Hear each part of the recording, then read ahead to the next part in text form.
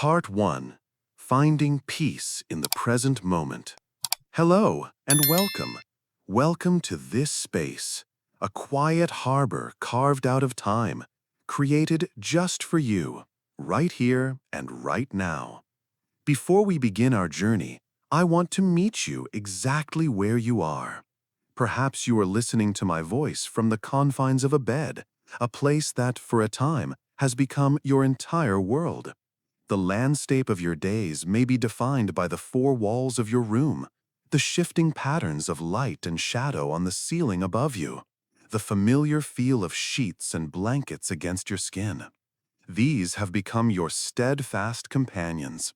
And I want to acknowledge with sincere compassion that this journey of recovery can feel profoundly isolating.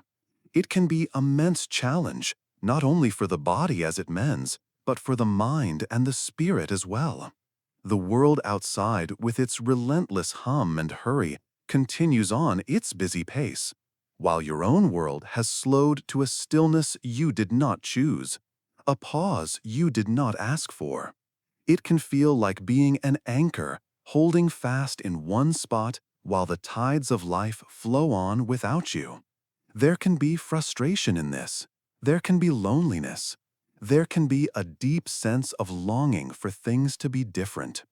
Please know that whatever you are feeling is valid. It is okay to feel this way. But I want to offer a gentle invitation, a new perspective.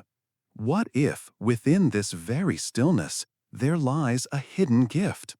What if this quiet space, this forced pause, could be transformed from a place of confinement into a sanctuary for healing not just the flesh and bone, but the deeper parts of you that have also been weathered by this storm?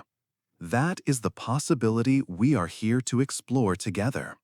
My voice will be your companion on this gentle exploration, a soft whisper in the quiet of your room, a steady hand to hold in the dark. Over the coming hours, we are going to embark on a journey through the timeless, simple wisdom of Zen stories. Now, these are not just tales meant to distract you or to pass the long hours. They are something more. Think of them as seeds of peace, seeds of resilience, seeds of profound acceptance. For centuries, across cultures and continents, these simple, unassuming narratives have been used as gentle tools to quiet the restless, chattering mind and to open the receptive, tender heart. They do not come with complex doctrines or rigid rules to follow. There is nothing to memorize, nothing to strive for. Instead, they offer something far more powerful, a mirror. In their simplicity, they provide a gentle reflection of our own inner world, illuminating truths we already know deep within but may have forgotten. The real magic of these stories is found not just in the words themselves, but in the quiet spaces between them, in the gentle, unhurried unfolding of a single resonant truth. Stories hold a profound and ancient power. They connect us. They are threads weaving us into the vast tapestry of human experience. They connect us to generations of ancestors who have faced their own storms, their own periods of stillness, their own struggles and triumphs. And, most importantly, they connect us to the deepest, wisest parts of ourselves. When we truly listen to a story, we give ourselves permission to step outside of our own immediate circumstances. We journey to another time, another place. We walk in another's shoes. And in doing so, we often find our way back to our own center, with a fresh perspective, a lighter heart. So, in our time together, I will share these stories with you. There is truly nothing you need to do. There is nothing to analyze or figure out. There is no goal to achieve. All that is required is that you listen, in whatever way feels right for you. Allow my voice to wash over you like a gentle, warm stream.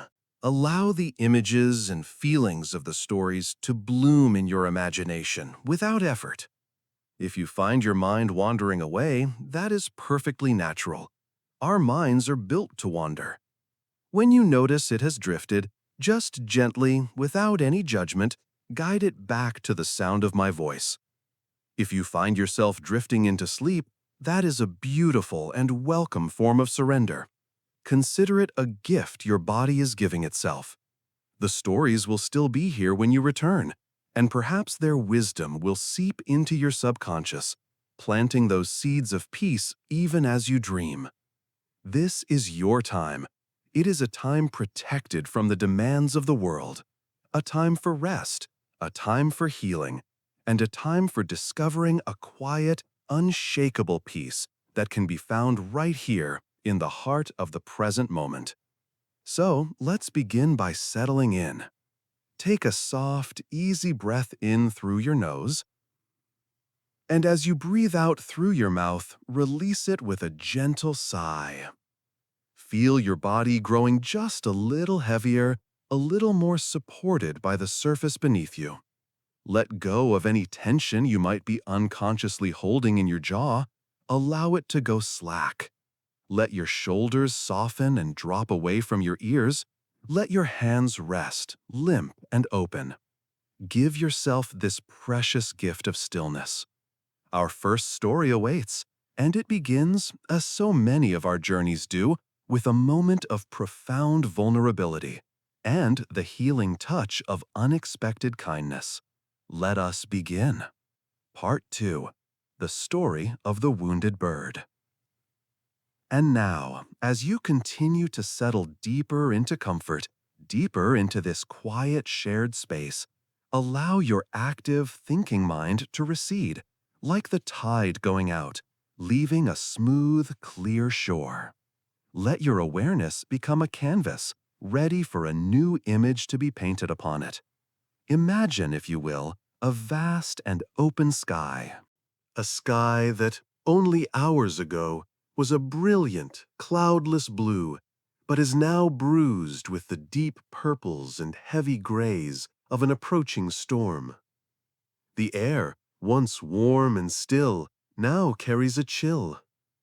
The wind begins as a whisper, rustling the leaves of the tall trees, making them dance. But soon, that whisper grows into a murmur, and then a mournful howl. Rain begins to fall, not as gentle, life-giving drops, but as hard, driving sheets, slanting almost sideways, blurring the world into a wash of gray. In the very heart of this tempest, a small bird, a sparrow, with delicate feathers the color of soft, dry earth, is caught. It is thrown by the unpredictable currents of the wind, its tiny wings beating frantically against an overwhelming, invisible force. It fights with all the instinct and might it possesses, a small, courageous heart beating a rapid rhythm of survival. But a sudden, violent gust, a cruel punch from the storm, sends it tumbling downwards. Its fragile wing makes a sickening crack as it strikes a thick, unyielding branch. Injured, exhausted, and utterly defeated by the storm's fury, the bird falls to the ground. It finds a small measure of shelter beneath the dense leaves of a rosebush, its body trembling uncontrollably, its heart hammering like a tiny drum against its ribs. It is terrified, and it is profoundly alone. The world for this small creature has become nothing but a terrifying cacophony of roaring wind and cracking thunder. There is no safety, no solace, only the cold, wet earth and the overwhelming power of the storm. As dawn breaks, the storm has exhausted its rage. It has moved on, leaving behind a world washed clean, glistening and unnervingly silent. An old farmer, his face a map of long years spent under the sun and sky, steps out of his small wooden house to survey the storm's aftermath. His eyes, wise and patient, are accustomed to noticing the smallest details of his land: a new bud, a broken fence post, a shift in the soil. It is these eyes that spot a faint flicker of movement beneath the battered rosebush. He approaches slowly, his footsteps soft and deliberate on the damp earth, so as not to frighten whatever creature lies there. He kneels down, his old joints protesting with a quiet creak, and he sees it, the small, trembling sparrow, one of its wings bent at a stark, unnatural angle. The farmer, a man whose hands are calloused and rough from a lifetime of labor, but whose heart is as soft as the soil after a spring rain, does not reach for the bird immediately.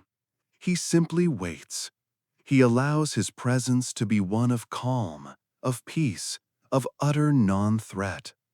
He can see the terror in the bird's tiny, black, bead-like eyes. He speaks to it, his voice a low, soothing rumble, the way one might speak to a frightened child or a newborn lamb. Words of comfort that are felt, not understood. After a long, patient moment, he very gently, very slowly, cups his large, warm hands around the tiny, shivering creature. The bird flinches instinctively, a final tremor of fear, but it does not struggle. It is as if, in its exhaustion and pain, it can sense the deep well of kindness, the promise of safety in the farmer's touch. He carries the bird back into his warm, quiet home, a place that smells of wood smoke and baked bread. He prepares a small sanctuary for it, a simple wooden box lined with soft, clean cotton rags. He places the sparrow inside with the utmost care. He sets out a small, shallow dish of fresh water and a few crumbs of bread, placing them close, but not so close as to be intimidating. For days, the bird remains in the box. It eats a little, it drinks a little, it sleeps a great deal. The farmer never prods it, never forces it, never demands that it heal faster. He simply provides the essential conditions for healing: the space, the warmth, the quiet, the sustenance. He goes about his own daily chores, his presence a quiet, constant, reassuring rhythm in the background. The bird, in its little haven, simply rests. It does not try to fly. It does not fight against the walls of the box. It allows its world to shrink to this small, safe space, and in this shrinking, it finds peace. It surrenders to its own healing. It allows its body the time and the stillness it needs to mend. Let's just stay with that image for a moment. The small, wounded bird, finding shelter in a place of unconditional kindness. This story, in its profound simplicity, is a powerful and gentle metaphor for your own journey. Perhaps you too feel like this bird. You may feel as though you have been caught in a storm you did not anticipate, a storm of illness, of accident, of a body that has become unfamiliar, a storm that has left you feeling vulnerable, grounded, your own wings temporarily unable to carry you through your life as they once did. And your bed, your room, can sometimes feel like a cage, a limitation, a box. But what if, just for this moment, we could reimagine it? What if we could see this space not as a prison, but as the farmer's box, a sanctuary, a place designed with the single, sacred purpose of rest and healing, a place where you are intentionally sheltered from the complex storms of the outside world, so that your body's own incredible innate wisdom can perform its miraculous work of mending. The farmer's kindness is a symbol of the support that surrounds you. It may be the physical hands of a doctor or a nurse, the comforting voice of a loved one on the phone, or even the quiet, invisible support of a stranger, like me, speaking to you across the distance. Most importantly, it is the kindness that you can and must now learn to offer to yourself. It is the gentle permission to be still, the radical permission to be vulnerable. The quiet permission to simply receive care without feeling that you must earn it. The bird did not waste its precious energy struggling to fly before its wing was mended. It accepted its limitation. It surrendered to the reality of the present moment and to the safety of its shelter. And in that very surrender, it found its own path to healing. This is the first great wisdom on our journey together, the profound restorative peace that comes from accepting the shelter of the present moment. You are in this space for a reason. Allow it to be your sanctuary. Allow yourself to be the wounded bird, resting, healing, knowing that you are cared for and that there is nothing else you need to do right now but rest. Part 3. The Wisdom of the Bamboo. As you continue to rest, feeling the gentle rhythm of your own breath, a soft, steady wave of life moving through you, let us allow the image of the small healing bird to rest gently in the back of your mind. Let it be a symbol of the safety and sanctuary you have cultivated in this moment. And now, let us wander out from the farmer's quiet house and into his garden. Let a new image slowly come into focus in the soft light of the morning after the storm. In this garden, there are many forms of life, each with its own nature. Standing proudly near the center is a great, ancient oak tree. Its trunk is thick and gnarled, a testament to countless seasons. Its bark is a rough, deep shield, and its branches reach towards the sky with a kind of defiance, as if challenging the very heavens. The oak tree speaks of strength, of permanence, of an unyielding and immovable power. When the great storm came, the oak tree stood its ground, rigid and proud. It met the full force of the wind head-on, refusing to give an inch. But this strength came at a cost. One of its thickest branches, unable to bend, was ultimately broken by the wind's relentless assault. It now lies heavy on the ground below, a stark reminder of the limits of resistance. And then, just a short distance away, there is a grove of bamboo. The bamboo stalks appear entirely different. They are slender, hollow, and almost delicate in their appearance.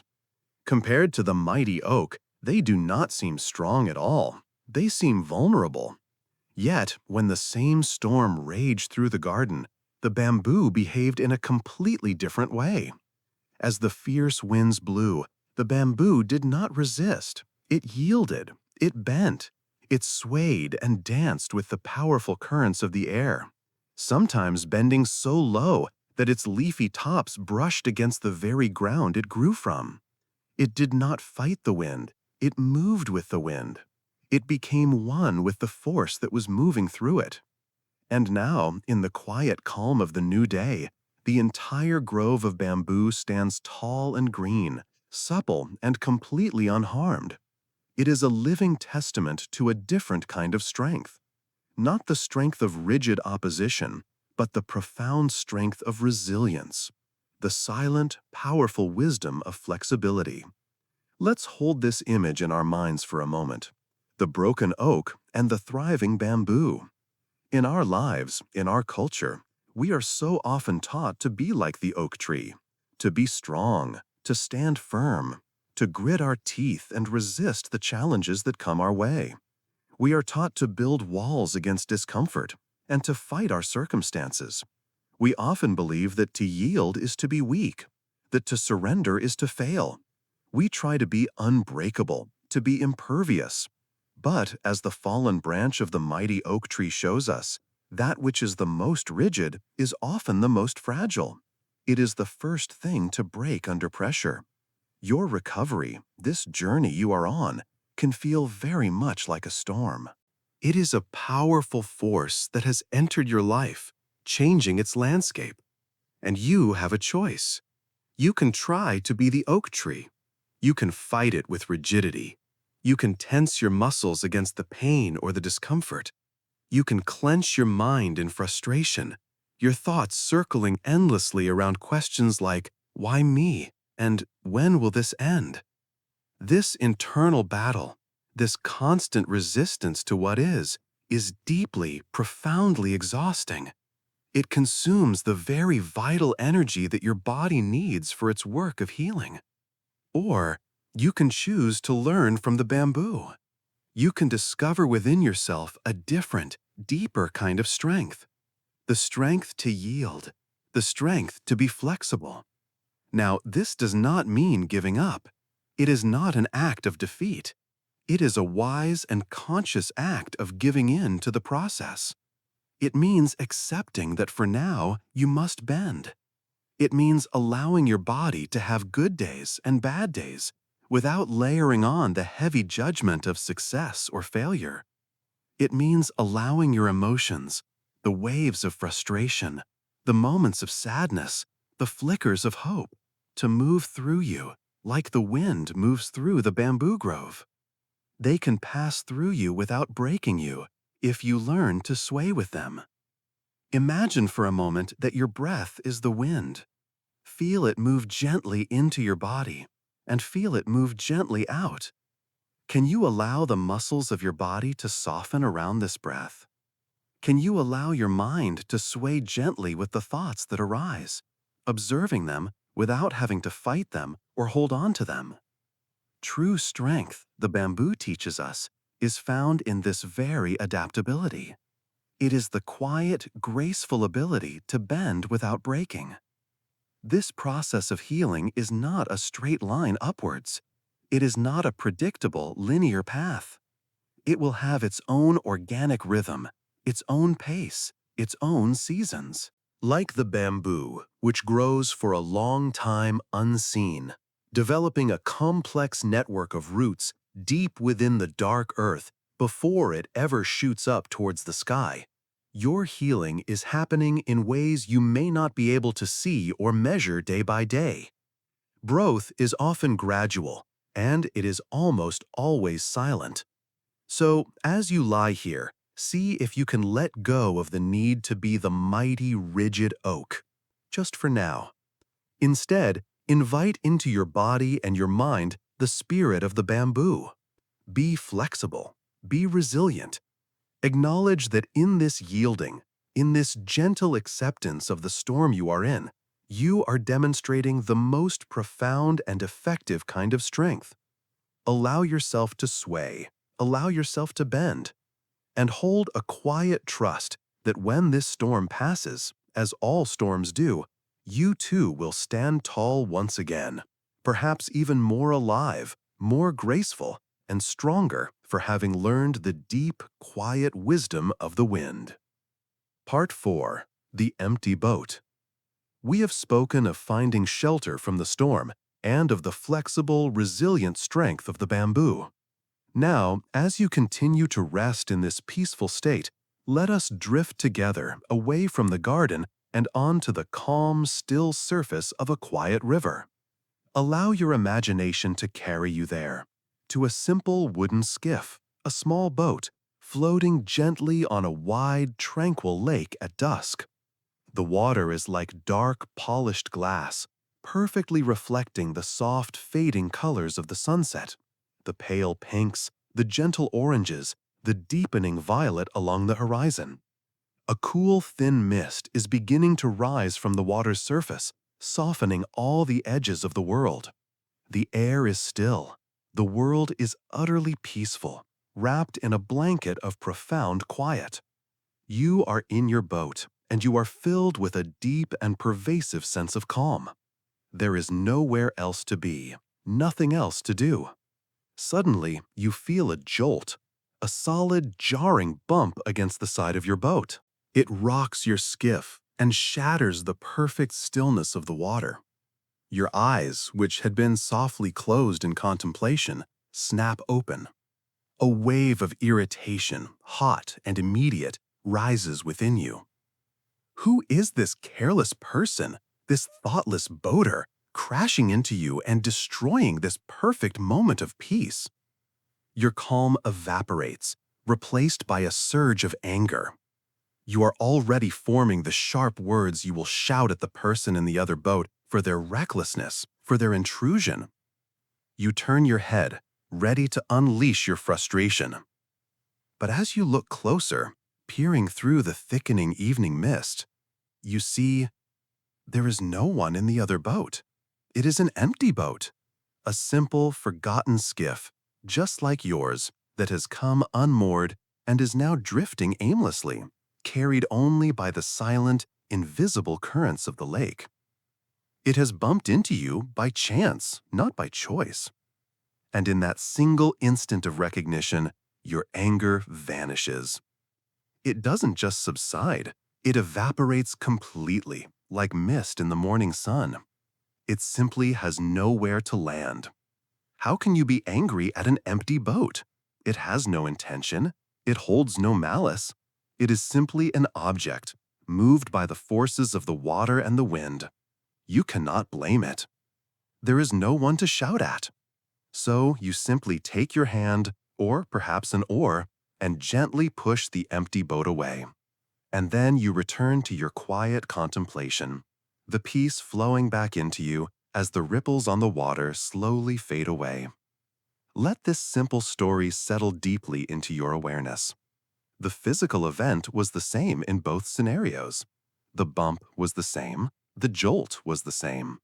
The only thing that changed was your perception of who or what was responsible for it. When you believed there was a person in the boat, you instantly created a story around the event. A story of blame, of carelessness, of personal offense. Your anger was a reaction to that story. But when you saw that the boat was empty, the story dissolved into thin air, and your anger had no foundation upon which to stand. Now let us bring this wisdom into this very room, into this very bed. Think about the challenges of your recovery, the moments of physical pain you might feel, the deep frustration of your body's limitations, the long, sleepless hours of the night, the feeling of dependency on others for things you once did so easily.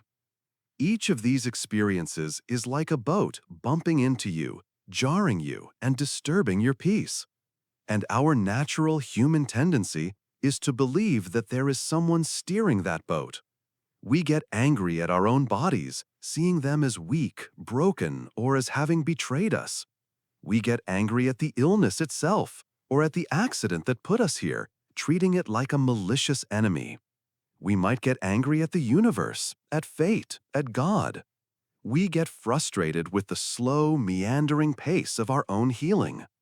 In doing all of this, we are essentially shouting at what we perceive to be a boat with a careless or malevolent person inside.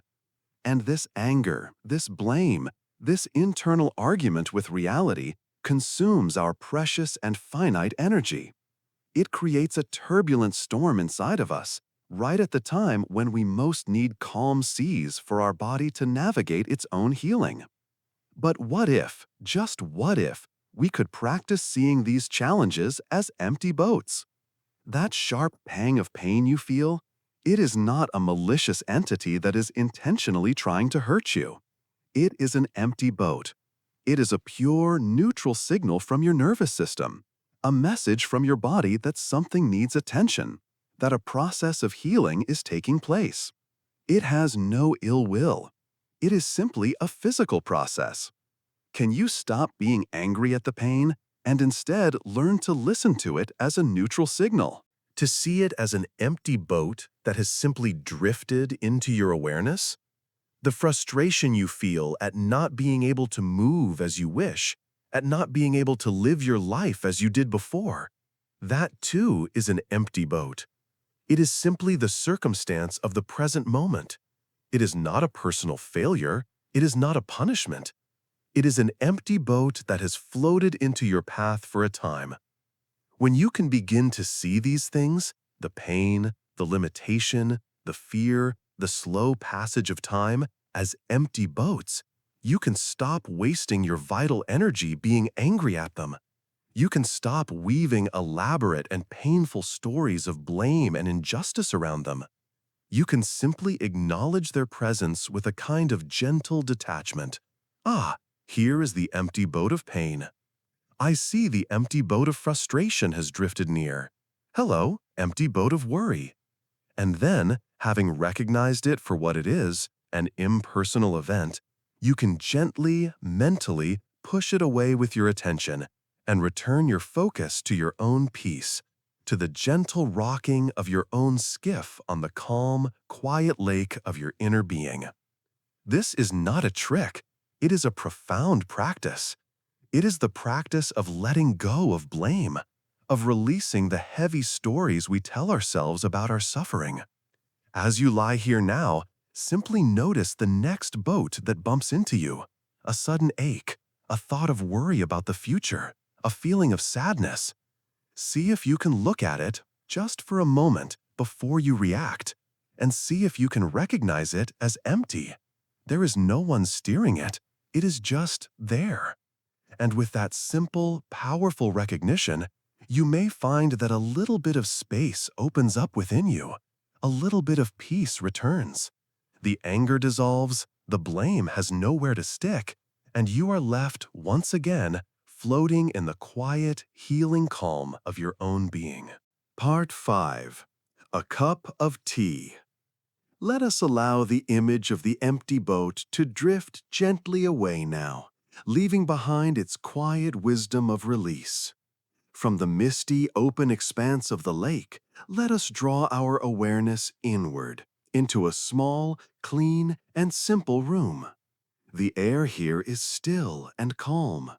Sunlight streams through a paper screen window, illuminating the dust motes dancing in the air.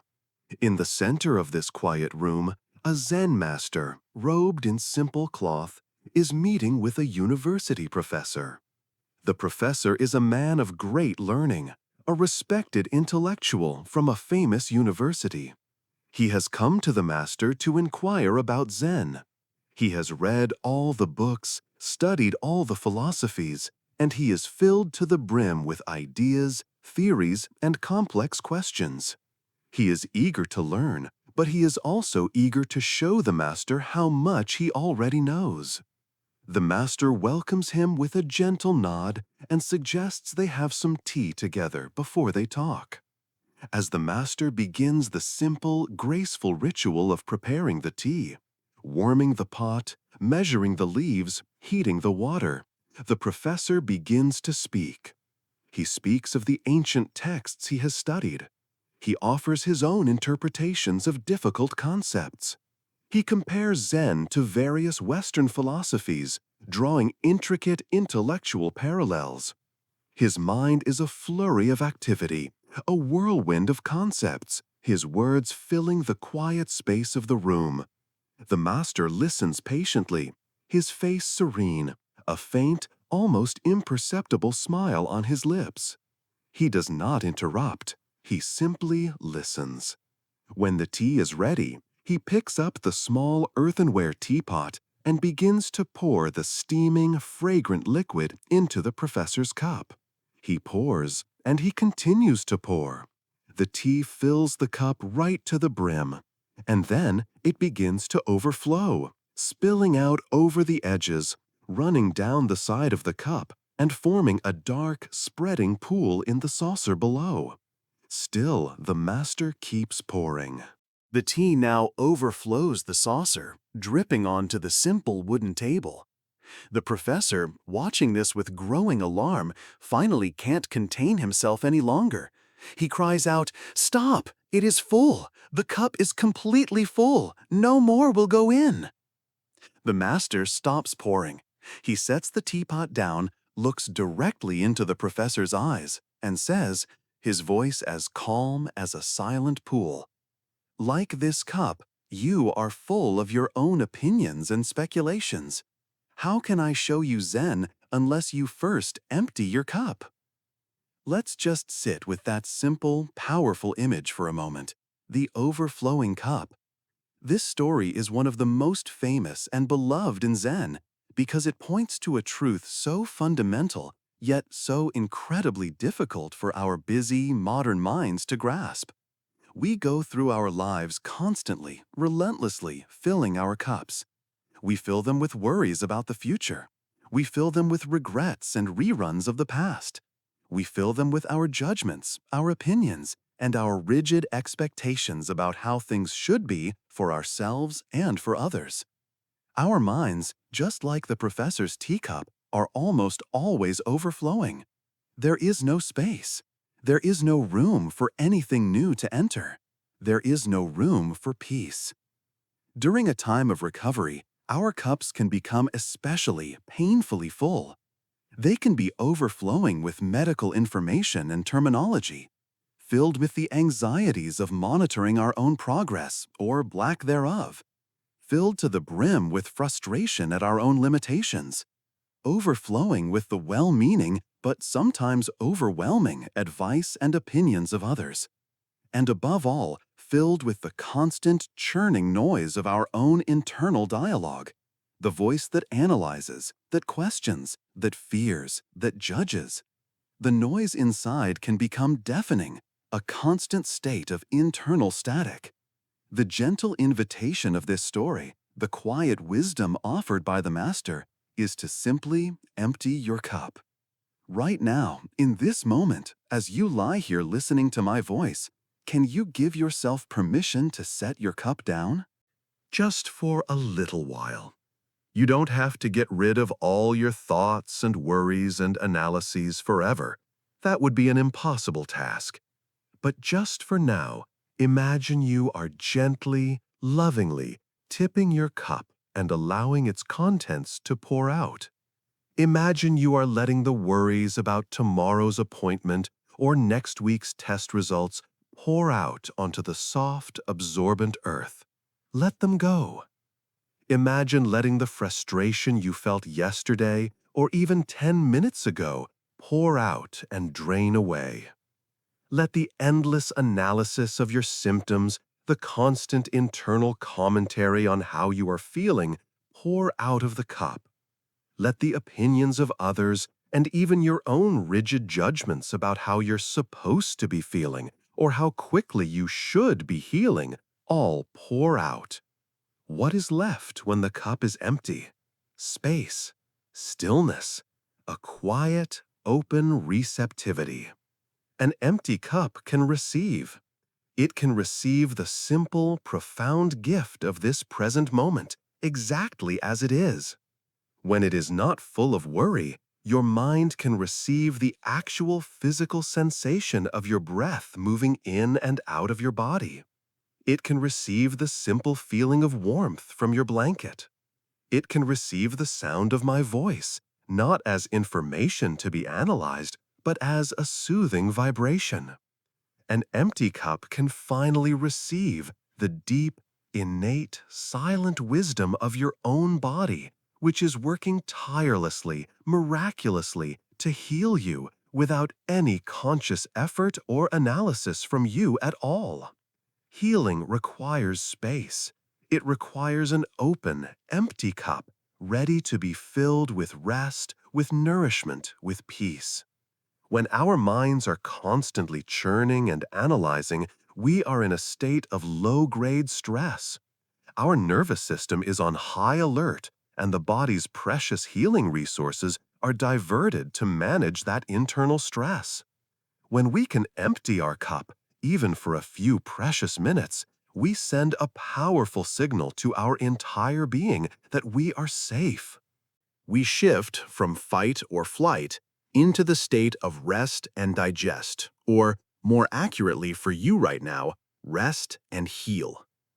So take another gentle breath in, and as you breathe out, imagine you are emptying your cup, pouring it all out. Feel the lightness that comes with that release, the simplicity, the freedom. You do not need to know all the answers right now. You do not need to have it all figured out.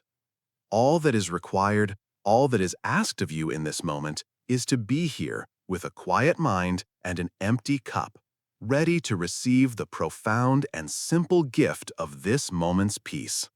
Just this, nothing more. Part 6. Good luck? Bad luck? Who knows? As you continue to rest in this quiet space, this receptive emptiness we have created together, let a new story drift into your awareness. It is a story not about what happens to us, but about the labels we are so quick to place upon the events of our lives, and the surprising, unpredictable ways that life actually unfolds. In a small, ancient village nestled among rolling hills, there lived an old farmer. He was not a rich man, but he was content, and the other villagers considered him to be very wise. His most prized possession, the source of both his livelihood and his pride, was a beautiful horse. One day, for no apparent reason, the gate to the corral was left unlatched, and his horse ran away, disappearing into the wild mountains beyond. Soon, all his neighbors came to his small home to console him. They shook their heads in sympathy, their faces etched with pity. "Oh, what terrible luck," they said, one after another. "Your only horse, the one you needed for plowing and for travel, is gone. This is a great misfortune. This is truly bad luck." The old farmer, sitting calmly on his porch, simply listened. When they were finished, he looked at them, his eyes peaceful, and replied with a quiet voice, "Good luck? Bad luck? Who knows?" A week later, a strange thing happened. The farmer's horse returned, and it was not alone. It had led a herd of magnificent wild horses from the mountains right back into the farmer's corral. Suddenly, the man who had lost his only horse now possessed a dozen. His neighbors, hearing the news of his incredible good fortune, rushed back to his house, this time their faces beaming with excitement and envy. "What wonderful luck!" they exclaimed. "You lost one horse, and now you have 12. You are a rich man. This is a great blessing, a true fortune." The old farmer, in his quiet way, watched the new horses in the corral and then turned to his excited neighbors. He said only, "Good luck? Bad luck? Who knows?" The very next day, the farmer's only son, a strong and capable young man, was attempting to tame one of the wild horses. The horse, still untamed and spirited, reared up and threw the son to the ground. The fall was a bad one. The son's leg was badly broken, a complex fracture that the village healer said would take a very long time to mend and might never be strong again. Again, the procession of neighbors made their way to the farmer's house, their faces now a mask of deep sorrow and concern. "Oh, what dreadful luck!" they cried. "Your only son, the one who is your right hand and your only help, is now grievously injured. He cannot work. This is a true catastrophe. The horses were a curse." And again, the old farmer looked at them, his voice calm and steady in the face of their distress, and he said, "Good luck? Bad luck? Who knows?" The very next day, the emperor's army marched into the village. A terrible war had broken out in a distant province, and the generals were conscripting every single able-bodied young man to be sent to the front lines. The farewells were tearful and heartbreaking, as every family knew that the war would be long and brutal, and many of their sons would never return. When the soldiers came to the old farmer's house, they saw his son lying on his cot, his leg tightly bound in splints. They declared him unfit for duty and moved on. His life was spared.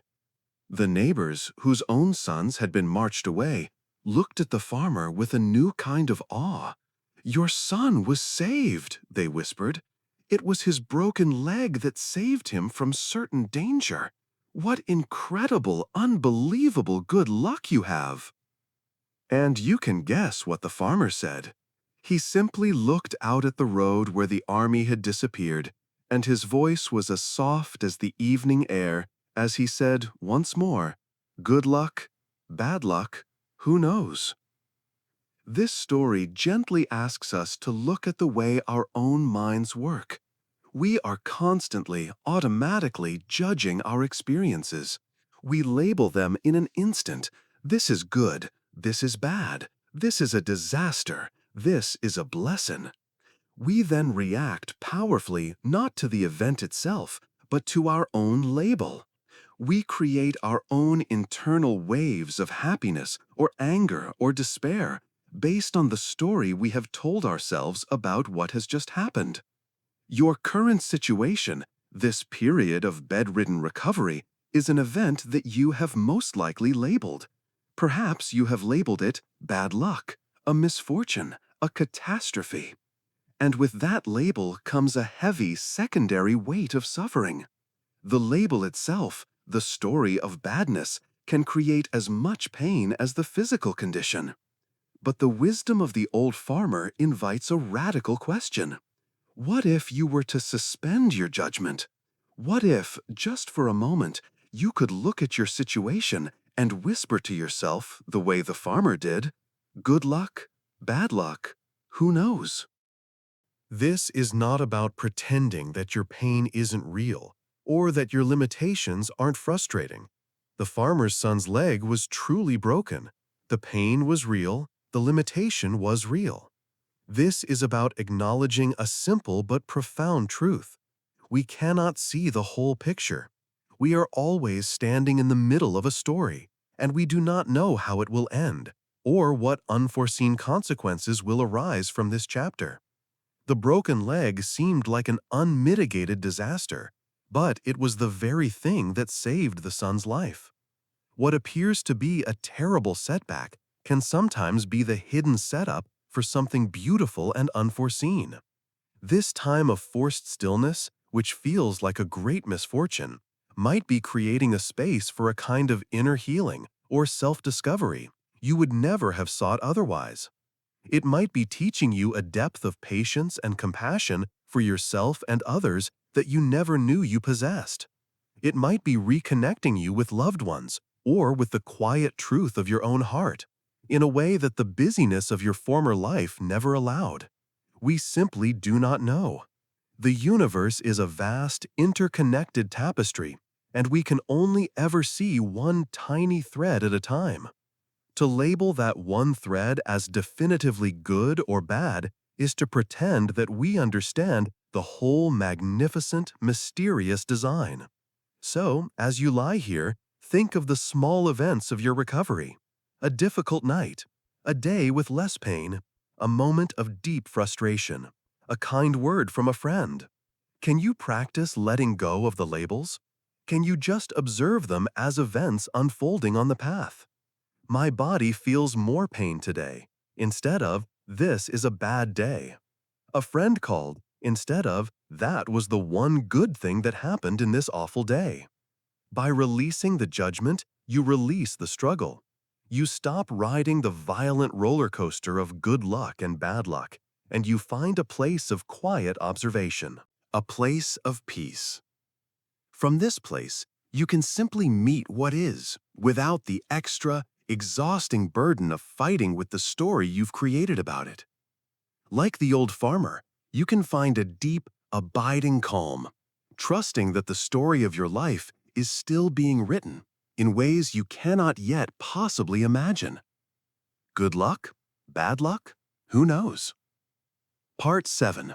The Weight of the Glass. Let us allow the image of the wise old farmer and his quiet wisdom to settle into the background now. Let his peaceful acceptance of life's unfolding mysteries be a foundation upon which we can build. Now, I'd like to try a small thought experiment with you. It is very simple. There is nothing to visualize but a single, common object. It is an exercise in awareness. Imagine, right now, that I am in the room with you, and I am holding up a glass of water. I hold it out for you to see, and I ask you a question. How heavy is this glass of water? You might try to guess its actual weight. 8 ounces, perhaps? Maybe 12 ounces, or about half a kilogram. You might think about the glass itself and the water inside it. But the truth is, the actual objective weight of the glass of water doesn't really matter. The heaviness that is truly felt depends entirely on something else.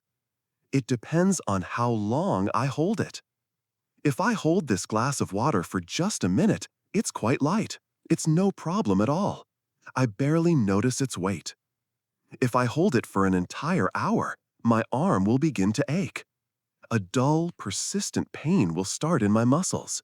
The glass will feel significantly heavier, and holding it will become a conscious effort, a struggle. If I were to hold it for an entire day, from sunrise to sunset, my arm would become numb. It would cramp and might even feel paralyzed. The weight of the glass itself would not have changed one bit, but the longer I hold it, the heavier and more unbearable it becomes.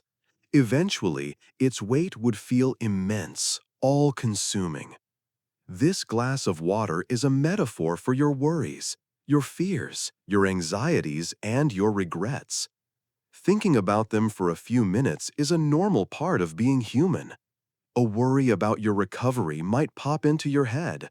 A flicker of fear about what the future holds might pass through your mind. A regret about something you did or didn't do before you became ill might surface. Like holding the glass of water for just a minute, these passing thoughts are manageable. They don't have to cause great suffering. But what happens when you hold on to them? What happens when you pick up a single worry in the morning and carry it with you, tightly in your grip, all through the long hours of the day? What happens when you replay a fearful thought over and over and over again in your mind, like a movie stuck on a loop? What happens when you allow a regret about the past to sit in your heart, hour after hour, coloring everything with its sad and heavy hue? Like holding the glass of water for an hour or for a day, these thoughts become heavier and heavier the longer you carry them. The thoughts themselves don't change, but your capacity to bear them diminishes under their constant strain. They create a dull ache in your soul. They drain you of your precious mental and emotional energy, the very energy that your body so desperately needs for the work of resting and healing. Eventually, they can leave you feeling just like that arm, numb, overwhelmed, and paralyzed by their perceived weight. The world can shrink until it seems there is nothing left but you and this terrible, heavy burden. The solution in this simple analogy is obvious. Put the glass down. It is that simple. And yet, it is the one thing we so often forget we have the power to do. We think we must carry these heavy glasses until they are somehow resolved, or until someone takes them from us. During a time of bedridden recovery, there are so many potential glasses of water to pick up and hold. The heavy glass of, "What if I never get better?" The glass of, "I am such a burden on my family." The glass of, "I miss my old life so much." The glass of, "Why is this taking so long?" The glass of, "What did I do to deserve this?" You pick them up, sometimes without even realizing it, and you hold them. You feel their weight growing hour by hour until the burden feels immense and inescapable. The wisdom here is to learn the simple, conscious art of putting the glass down. This doesn't mean you will never have these thoughts again. They may still arise. It just means you don't have to carry them continuously. You don't have to serve a life sentence of holding them.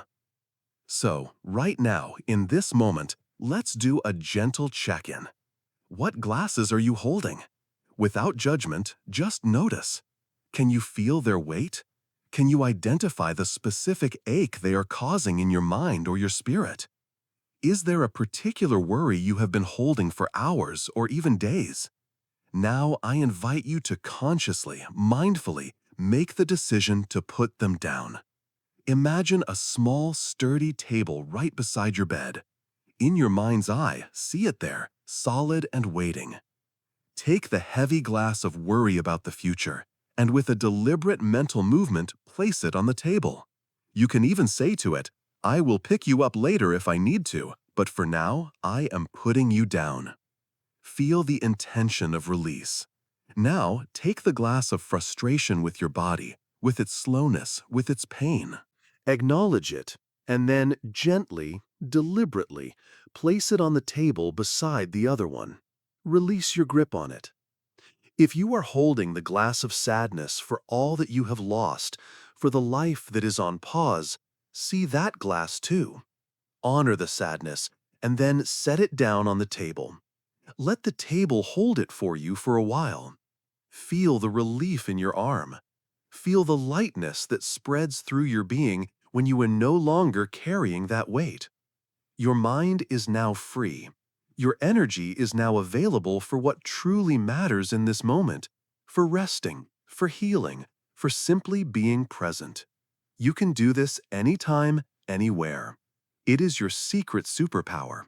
The moment you notice that heavy, aching feeling of a worry you've been carrying for too long, remember the glass of water. Remember that you have the power to put it down. The unbearable weight is not in the worry itself. The weight is in the holding of it. So let your arms be light. Let your mind be at ease. For these next few moments, there are no glasses to hold. There is only the feeling of release, the quiet comfort of an unburdened spirit.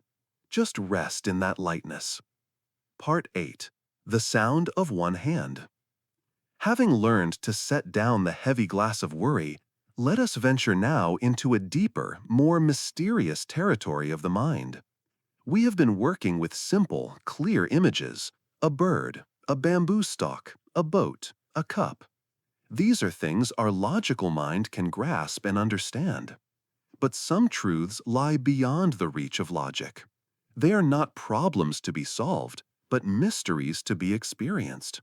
And so, we turn to a different kind of story, a Zen riddle known as a koan. Imagine a young, earnest monk. He has been at the monastery for years, meditating diligently, studying the scriptures, following all the rules. He is intelligent and sincere, but he feels stuck. He feels that true understanding, true enlightenment, is eluding him. He is trying with all his might to grasp it, to achieve it through effort and intellect. He goes to his Zen master, an old man with eyes that seem to hold both deep wisdom and a playful sparkle. The monk bows and says, "Master, I am ready. Please, give me a teaching that will help me break through the walls of my own mind." The master looks at him for a long, silent moment. Then he says, "You can hear the sound of two hands clapping. It makes a sound. Now go and show me, what is the sound of one hand?" The monk is thrilled. He thinks this is a riddle he can solve. He retreats to his room to meditate on the question. His mind, his sharp, logical mind, immediately gets to work. He thinks, the sound of one hand, it must be something subtle. He listens intently. He hears the wind rustling in the pine trees outside his window. "Ah, that's it," he thinks. He rushes back to the master. "Master, I have it. The sound of one hand is the sound of the wind in the pines." The master listens, and without a word, shakes his head. "No," he says gently, "that is the sound of the wind, not the sound of one hand. Go back and listen more deeply."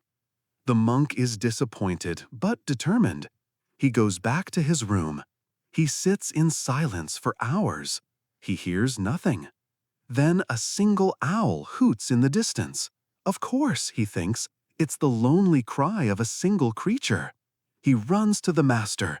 It is the hoot of the owl. The master smiles faintly. "No, that is the sound of the owl. A beautiful sound, but not the sound of one hand. Keep trying. This continues for months. The monk brings the master the sound of a bubbling stream, the dripping of water from the eaves, the chirping of a cricket, even the sound of silence itself. Each time, the master calmly rejects his answer. The monk grows more and more frustrated. His logical mind, the tool he has always relied on, is failing him completely. He has run out of answers, out of ideas, out of clever solutions. He is exhausted, defeated, and utterly empty of thought.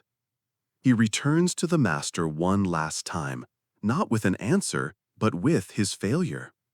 He simply bows, his mind a complete and total blank. And in that moment of absolute surrender, when he has stopped trying to find an answer, he finally hears it. He understands. The point of the koan, you see, is not to find a clever logical answer. The point of the koan is to exhaust the logical, problem-solving mind. It is a tool designed to show you the limits of your own thinking. The breakthrough comes not when you solve the riddle, but when you give up trying to solve it and instead simply listen in a new and deeper way. How does this relate to you here in your own journey of recovery? Your mind, like the young monks, wants to solve the problem. It wants to figure out your healing. It wants a clear, logical, predictable path. It asks, if I do A and B, then C will happen, right? It wants a timeline. It wants clear explanations for every new sensation, for every good day and every bad day. It wants to understand your condition the way it would understand a math problem. It wants to find the answer to your illness. But the process of healing is not a math problem. It is a koan. It is a profound mystery that often defies simple logic. Why did you sleep well last night but feel so tired today? Why did the pain lessen for 3 days and then return for no apparent reason? Why does your spirit feel hopeful one moment and despairing the next? Your logical mind can spin in circles trying to answer these questions, and in doing so, it can become just as frustrated and exhausted as the young monk. This relentless effort to figure it all out is a source of immense secondary suffering. The invitation of this story is to stop trying to solve the koan of your own body. It is a gentle suggestion to let go of the need for all the answers. It is an invitation to shift from the thinking mind to the listening mind, or the feeling mind, the being mind. What is the sound of this pain you're feeling right now if you take away the story your mind tells about it? The story might be, this pain is bad, it means I'm not getting better, it might get worse. The thinking mind creates that story. But what is the pure, raw sensation before the story? Is it a pressure, a heat, a vibration? Can you just listen to the raw data of it without needing to interpret it? What is the sound of the fatigue in your body? The story might be, I'm so useless, I can't do anything. But what is the pure sensation? A heaviness? A stillness? A sense of deep quiet?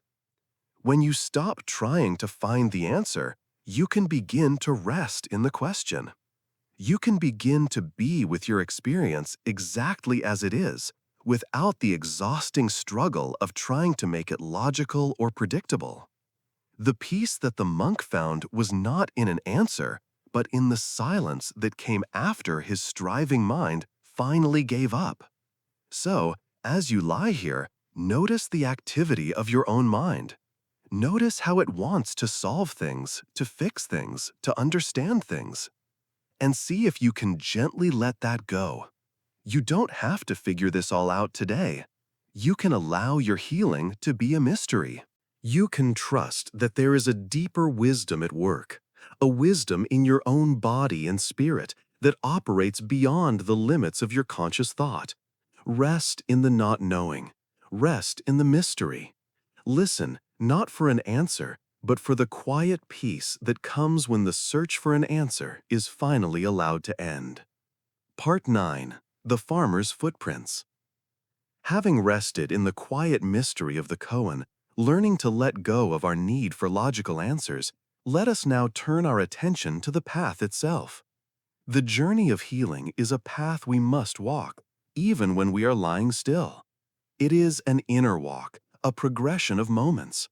And on this path, it is so easy to look for guidance, to look for a map, to look for the footprints of others who have gone before us. Let me tell you a story about a young monk and his master. The monk was deeply devoted to his teacher, a man of profound peace and wisdom. The student's greatest desire was to become just like his master. He admired him so completely that he believed the path to enlightenment was to emulate the master in every possible way. So he began to observe his master with intense focus. He tried to hold his teacup in the exact same way, with the same delicate placement of his fingers. He tried to chant the daily sutras with the same cadence and tone. But most of all, he became obsessed with the way his master walked. The master had a particular gait, calm, deliberate, and graceful. The young monk thought that if he could just learn to walk in precisely the same way, he would surely absorb the master's inner state of being. So, when they would walk together on the dusty paths of the monastery gardens or through the snow in winter, the young monk would walk a few paces behind, meticulously placing his own feet directly into the footprints left by his master. He would stretch his stride to match the master's, concentrate on the rhythm, and feel a sense of accomplishment each time his foot fit perfectly into the impression his master had left behind. He was so focused on the footprints that he barely noticed the sky, the trees, or the world around him. The master, being fully aware, noticed this for some time without saying anything. But one day he stopped walking and turned to his earnest student. The young monk, so focused on the footprints ahead, almost bumped into him. The master looked at his student with great compassion and said, "You have been following me very carefully. You have learned to place your feet exactly where I place mine, but you must understand something important." He paused, letting his words sink in. "You can follow my footprints, but you can never walk with my walk. This is my walk. It comes from my body, my history, my understanding. To find your own peace, to discover your own true nature, you must stop following my footprints and begin to make your own." Let's allow the truth of that statement to resonate. You can follow my footprints, but you can never walk with my walk. In our own journey of recovery, we are so often like this young monk. We are desperate for a map, for a set of clear footprints to follow. It is a natural human instinct. We look for this map in many places. We read stories online about other people with similar conditions. We listen to our doctors give us statistical timelines for healing. We remember how we used to be, and we try to force our current selves to follow the footprints of our former, healthier selves. We create an idealized version of a good patient or a strong survivor in our minds, and then we try to walk in those imaginary footprints. We get a map, and we try to follow it. But then, inevitably, our own experience diverges from the path we are trying to follow. Our healing takes longer than the timeline we were given. Our symptoms are different from the ones we read about online. We have a day of deep fatigue when the map said we should be feeling stronger. And what happens then? We feel like we have failed. We feel we have done something wrong. We judge ourselves. We believe we are bad at healing, that we are off the path. This constant, painful act of comparison becomes a heavy source of suffering, layered on top of everything else we are experiencing. We become so focused on the footprints of others that we fail to be present for our own journey. The Master's gentle teaching is a profound liberation from this trap. It is a message of radical permission. Your healing journey is uniquely your own. It cannot and should not look exactly like anyone else's. Your body is different from every other body on the planet. Your life history, your emotional landscape, your spiritual beliefs, your support system, all of these things are unique to you. Therefore, your path of healing will be and must be uniquely your own. It will have its own rhythm, its own terrain, its own unexpected detours, and its own surprising vistas. To try and force your experience into the shape of someone else's is to do violence to your own truth. It is to deny the wisdom of your own body, which is communicating its needs to you in its own language. So, the invitation here is to notice when you are engaging in the painful act of comparison. Notice when you are trying to force your feet into footprints that are not your own. Are you comparing yourself to the person you were a year ago? Are you comparing your progress to an expectation you had in your head? Are you comparing your experience to a story someone else told you? When you notice this, see if you can gently, compassionately let it go. Bring your attention back from the footprints out there and bring it inward to your own walk. Your walk, right now, might be the simple sensation of your breath moving in and out. It might be the feeling of the sheets against your skin. It might be the act of noticing a single sensation in your body without judgment. This is your walk. This is your path. It is the only one that matters. True healing is not about following a pre-drawn map perfectly. It is about learning to navigate your own unique territory with awareness, with kindness, and with a deep and abiding respect for your own pace. There is profound peace in ceasing the struggle of comparison and simply embracing the path you are on. Trust your own walk. Find the courage to make your own footprints, one moment, one breath at a time. That is where your freedom lies. Part 10. The Beauty of the Cracked Pot. Having found the courage to walk our own unique path, ceasing the painful habit of comparison, let us now look with new eyes at the traveler on this path, ourself. Let us look with kindness at the vessel we inhabit on this journey, our body, our mind, our heart. So often on a journey of healing, we can feel that this vessel is broken. There is a beautiful and profound practice in Japan known as kintsugi. It is the art of repairing broken pottery. Imagine a beautiful ceramic tea bowl, one that has been cherished for years. It is smooth and perfectly formed, a delight to hold. But one day, through a moment of carelessness, it is dropped. It shatters on the floor into a dozen pieces. The sound of its breaking is sharp and final. Our immediate reaction is one of loss. It is ruined. Its perfection is gone forever. The common response, the logical response, would be to sweep up the shards and throw them away. The bowl's life is over. But a kintsugi master sees this moment not as an end, but as a beginning. The master does not discard the broken pieces. Instead, they are gathered up with the utmost care and respect. Each fragment, no matter how small, is treated as precious. The master then begins the slow, meditative process of mending.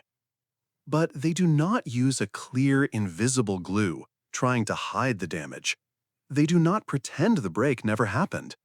Instead, they use a special lacquer, a sap from a tree, and they mix it with shimmering, powdered gold, sometimes silver or platinum. With a fine brush, they carefully apply this golden lacquer to the edges of each broken piece and join them back together. The process is slow and requires immense patience. When it is finished, the bowl is whole again, but it is not the same as it was before. It is transformed. A network of gleaming golden seams now runs through it, tracing the exact lines where it was once broken. The cracks are not hidden. They are illuminated. They are highlighted. They have become the most beautiful feature of the piece. The repaired bowl, in the eyes of one who understands, is now more beautiful, more precious, and more valuable than it was in its original unbroken state. Its scars tell a story. They speak of its history, of the trauma it endured, and of its beautiful, resilient recovery. The breaks are not a sign of its weakness, but a testament to its journey. It is beautiful not in spite of being broken, but because it was broken and put back together with love and gold. Now, let us bring this powerful image into our own hearts. When we are navigating a long illness or a difficult recovery, it is so easy to feel like that shattered pot. We can feel deeply, fundamentally broken. Our body doesn't work as it should. Our life has been fractured. We feel flawed, damaged, diminished. We look at the person we were before, the unbroken pot, and we feel a profound sense of loss and grief for that self. We may try to hide our cracks from the world, and even from ourselves. We put on a brave face. We pretend we are not in pain. We hide our vulnerability, our fear, our fatigue. We are ashamed of our brokenness. The spirit of kintsugi offers us a radical healing alternative. It invites us to look upon ourselves with the eyes of the master craftsman. It asks us to stop seeing our broken parts as a source of shame, and instead to see them as part of our unique and beautiful story. What if your pain, your limitations, your scars, both visible and invisible, were not ugly flaws to be hidden away? What if they were the very cracks through which a new light could shine? And what is the golden lacquer that we can use to mend ourselves? It is not something we can buy. It is something we must cultivate. The gold is compassion. It is the act of treating our own suffering with the same tenderness and care that we would offer to a beloved friend. The gold is patience, allowing ourselves the time we need to heal without judgment or rush. The gold is acceptance, the willingness to be with what is, right now, rather than constantly fighting reality. The gold is the wisdom that is forged only in the fires of difficulty. It is the new perspective on life, the sudden clarity about what truly matters. The gold is the deepened love from relationships that have been tested and strengthened by this experience. The gold is the courage you discover in yourself on the hardest days. These are the precious materials that can fill the cracks. The goal of your healing is not to somehow magically rewind time and become the unbroken pot you were before. That person is gone. That pot is shattered. That is a painful truth, but a necessary one. The true goal is to become a kintsugi version of yourself. It is to create a new kind of wholeness, one that does not deny the breaks, but integrates them. This new wholeness is often deeper, more resilient, more compassionate, and possesses a unique and profound beauty born directly of experience. Your scars are not signs of weakness. They are not evidence of your failure. They are the golden seams that tell the story of what you have endured and of your incredible capacity to heal and become whole again in a new way. You are not broken beyond repair. You are in the process of being mended with gold. And the person you are becoming may be more beautiful and more precious than you can yet imagine.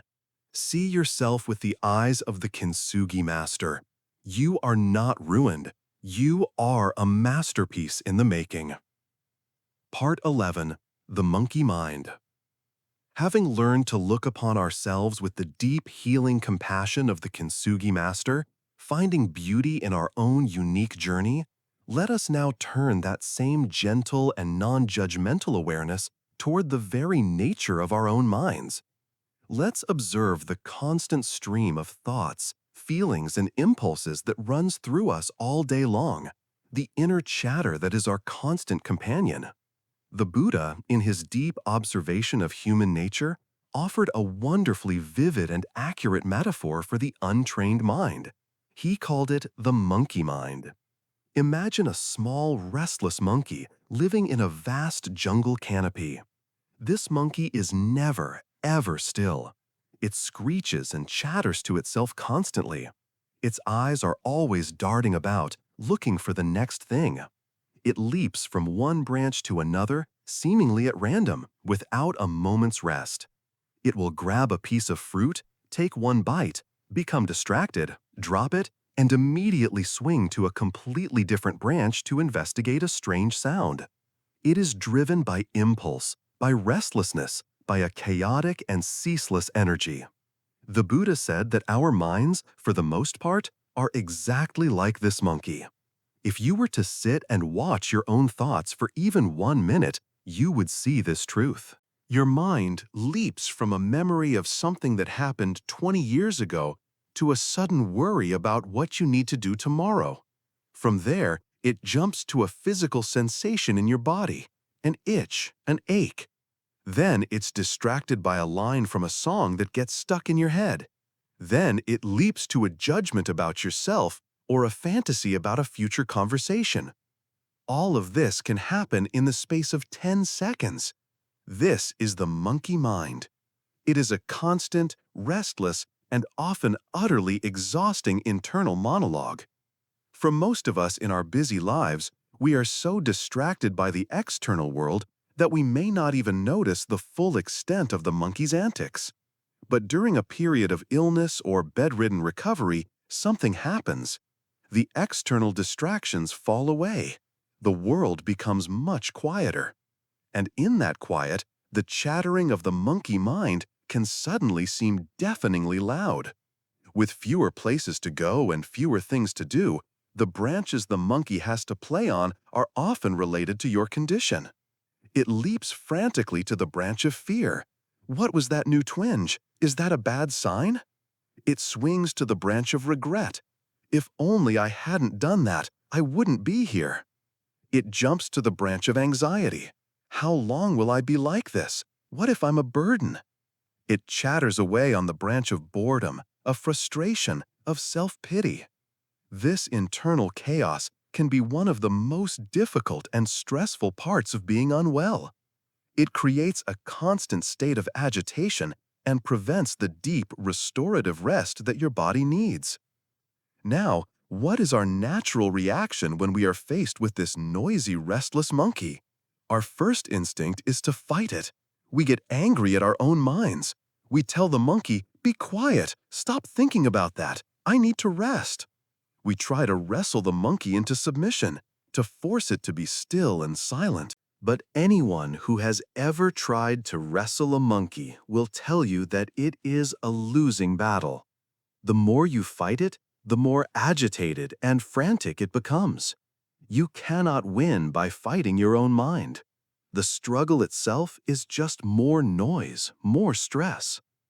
The wisdom of this teaching offers a completely different approach. The goal is not to kill or cage the monkey. The goal is to befriend it. The goal is to learn to watch it with a patient and loving awareness. The practice is this. You learn to step back and simply observe the monkey. Imagine you are not the monkey itself, swinging wildly through the trees. Instead, imagine you are sitting peacefully at the base of the great tree of your consciousness, simply watching the monkey's antics with a kind of gentle amusement and curiosity. You are not your thoughts. You are the silent, spacious awareness that is watching the thoughts. When a thought of worry arises, you can just gently label it in your mind. Ah, the monkey is on the worry branch now. There is no need to believe the worry, to follow it down its scary path, or to get angry at yourself for having it. You just note it, worrying. When a sudden memory of the past pops up, you can note remembering. When the mind starts judging your progress, you can note judging. This simple act of naming or labeling creates a small but crucial space between you and your thoughts. It helps you to stop identifying with the monkey and to remember that you are the calm observer. Of course, the monkey is very clever and very fast. You will get carried away. You will forget you are the observer, and you will find yourself swinging through the branches right alongside the monkey, caught up in a storm of thought. This is not a failure. This is part of the practice. The moment you realize you have been carried away, you have already woken up. And in that moment, you can do something very simple. You can gently return your attention to the trunk of the tree. The trunk of the tree is your breath, the physical sensation of the air moving in and out of your body. It is always here, in the present moment. It is your anchor. Whenever you feel lost in the chaos of your mind, you can gently guide your attention back to the simple physical reality of one breath, and then another. Each time you do this, you are stepping back from the monkey's drama. You are strengthening your observer muscle. You may never be able to make the monkey completely still and silent, and that's okay. The peace comes not from having a silent mind, but from learning not to be disturbed by the noise. Over time, as you practice watching the monkey with kind awareness, it may even begin to calm down on its own. It feels safe, it feels seen, and it doesn't need to screech so loudly for attention. So be patient and be kind with your own restless mind. You are not your thoughts. You are the vast, quiet sky in which the clouds of thought arise and pass away. For now, just practice watching them come and go, and find the deep, abiding peace that exists right here in the stillness behind the chatter. Part 12. Finding the Master Within. Having learned to sit by the base of the tree, watching the antics of our own monkey mind with a gentle, detached amusement, a new question may begin to arise. If I am not the chattering monkey, if I am the silent observer watching it, then who am I? Where does true guidance come from? When the mind is in chaos, whose voice can we trust? This leads us to a story about a seeker, a young man on a quest. For years, he had traveled the land, searching for the wisest and most enlightened Zen master. He had heard tales of a particular master who lived in a remote hermitage high in the mountains, a man whose wisdom was said to be as deep as the ocean and as clear as the sky. The young man believed that if he could just find this master and become his disciple, all his questions would be answered and his suffering would end. His journey was long and arduous. He crossed raging rivers, trekked through dense forests, and climbed steep, treacherous mountain paths. He was driven by the single-minded conviction that his salvation lay outside of himself, in the hands of this great teacher. Finally, after years of searching, he arrived at the small, simple hut described in the stories. He saw an old man in plain, patched robes calmly sweeping fallen leaves from a stone path. The man moved with a simple, unhurried grace. The seeker's heart beat faster. He knew this must be the one. He approached and bowed low, his forehead nearly touching the ground. "Master," he said, his voice filled with emotion and reverence, "I have traveled for years to find you. I have crossed mountains and rivers. Please, I beg you, accept me as your student. Please teach me the way. Show me the path to peace." The old man stopped sweeping. He looked at the young seeker, his eyes filled not with an air of superior knowledge, but with a profound and gentle compassion. He helped the young man to his feet. "You have traveled so far," the master said, his voice soft, "and your sincerity is beautiful. But the master you are truly seeking is not here in this hut." The young man's face fell, confusion and despair clouding his eyes. "But are you not the master of this mountain?" "I am," the old man replied with a small smile. "But the master that can truly heal you, the one who knows exactly what you need in every moment, has been with you on every single step of your long journey." That master is within you. My only job is to help you learn how to listen to them. My only job is to help you learn how to listen to them. Let this story settle into the quiet spaces of your heart. The master you are seeking is within you. In our modern world, and especially when we are facing a health crisis, we are conditioned to be like that young seeker. We embark on an external search for a master. We look to doctors, specialists, surgeons, and therapists. We read books, we scour the internet for articles and forums. We listen to podcasts. We place our faith, our hope, and our power entirely into the hands of these external authorities. We see them as the masters who hold the key, the ones who will fix us. We hand over the authority for our own being, hoping that someone else has the answers. And let us be clear, this external support is valuable. It is a gift. The knowledge of doctors and the care of nurses is a form of the farmer's kindness we spoke of earlier.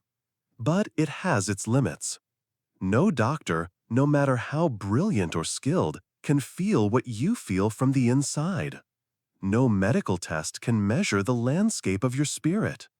No book can know the precise needs of your unique body, your unique heart, in this exact moment. These external sources are invaluable guides. They are consultants, but they are not the ultimate master of your experience. The most profound and empowering shift on the healing journey is the one the Zen master pointed to. The shift from seeking the master without to learning to listen to the master within. What is this inner master? It is not a magical, mysterious entity. It is the deep, innate, biological wisdom that is encoded into every single cell of your body. It is the force that knows how to knit a broken bone back together, how to fight off an infection, how to create a scar over a wound, all without any conscious instruction from you. This intelligence is staggering, and it is always at work. The inner master is also your intuition. It is that quiet, subtle inner knowing. It is the voice that whispers, "You need to rest now," even when your anxious mind says you should be doing something. It is the sudden craving for a particular food that holds the exact nutrient your body needs. It is the feeling that a certain person's presence is calming, while another's is draining. It is the deep gut feeling that knows what is true for you, regardless of what the experts or the statistics say. The trouble is, the voice of the inner master is usually very quiet. It is calm and simple. The voice of the monkey mind, on the other hand, is loud, frantic, and demanding. It shouts with fear, with judgment, with anxiety. And we have become accustomed to listening to the loudest voice in the room. The practice, then, is to learn to quiet the room so you can hear the whisper of the master within. It is the practice of inner listening. When faced with a choice, even a small one, you can pause, take a breath, and ask inward, what do I truly need right now? What would feel most nourishing, most kind for my body in this moment? And then listen. Listen not with your ears, but with your whole being. The answer may come not as words, but as a subtle feeling, an impulse, a sense of rightness. See your body not as a broken machine or as an enemy that has betrayed you, but as a wise and intelligent partner in your healing. Its signals, pain, fatigue, comfort, relief, are not problems to be silenced. They are communications. They are the language of your inner master.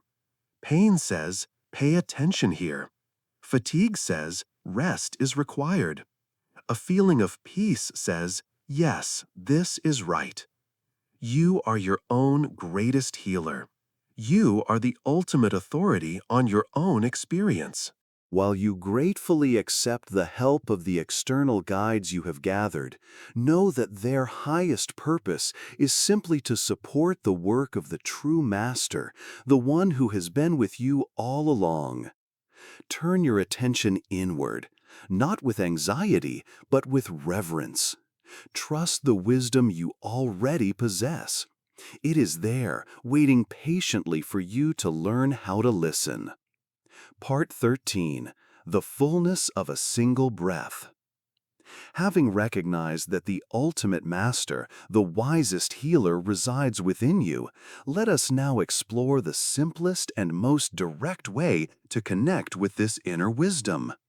For the next few moments, we will set aside the stories, the concepts, and the metaphors. We will let them rest. We are going to come home to something utterly real, profoundly simple, and more powerful than you can possibly imagine. We are going to come home to your breath. There is nothing you need to do, nothing you need to change. I simply invite you to bring your gentle, curious attention to the fact that you are breathing. For so much of our lives, the breath is an unconscious process, happening constantly in the background, taken for granted. But now, let us bring it softly into the foreground. Let us greet it as a dear old friend. Without changing its rhythm in any way, just begin to notice it. Notice the gentle, wave-like motion it creates in your body, a soft rising on the inhalation and a gentle falling on the exhalation. There is no need to breathe more deeply or more slowly. Just allow the body to breathe itself exactly as it wishes to. Your only task is to watch, to feel, to be present with it. Now, let us explore the fullness of one single breath together. Let us treat it as if it were a whole universe of sensation, worthy of our complete attention. Let's begin by noticing the very beginning of an in-breath. Where do you feel it first? Perhaps you notice a subtle coolness in the air as it enters your nostrils. Just rest your attention right there at the threshold of the body. Feel the air, cool and fresh, being drawn in. Follow that sensation as the air moves down through your throat and into your lungs. Notice the gentle expansion this creates. Feel your chest rising and widening ever so slightly. Feel your belly softly swelling, making space for the air. Can you sense the subtle stretch in the muscles between your ribs? There is a whole world of movement here. Stay with these sensations just for the duration of this one single inhalation. And then notice the pause. There is a tiny still point at the very top of the in-breath, a moment of perfect fullness before the tide turns. Can you feel that? A moment of suspension. Now, bring that same gentle curiosity to the out-breath. Notice the shift as the body begins to release the air. The sensation at the nostrils may be different now, slightly warmer as the air leaves the body. Follow the feeling of release. Feel the gentle deflation of the belly, the softening of the chest. Notice the feeling of letting go that accompanies every exhalation. Your shoulders might drop just a fraction of an inch, your jaw might unclench. The out-breath is a natural surrender. And at the very end of the out-breath, there is another pause, a moment of quiet emptiness before the impulse to breathe in arises again on its own. Can you rest in that stillness for just a moment? This is it. This is the entire practice.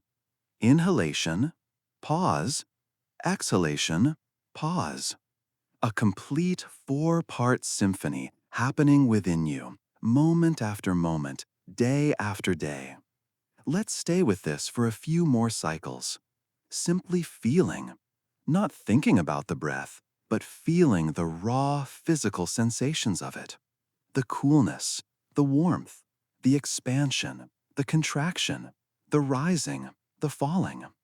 If your mind wanders, and it will, that is just the monkey doing what it does.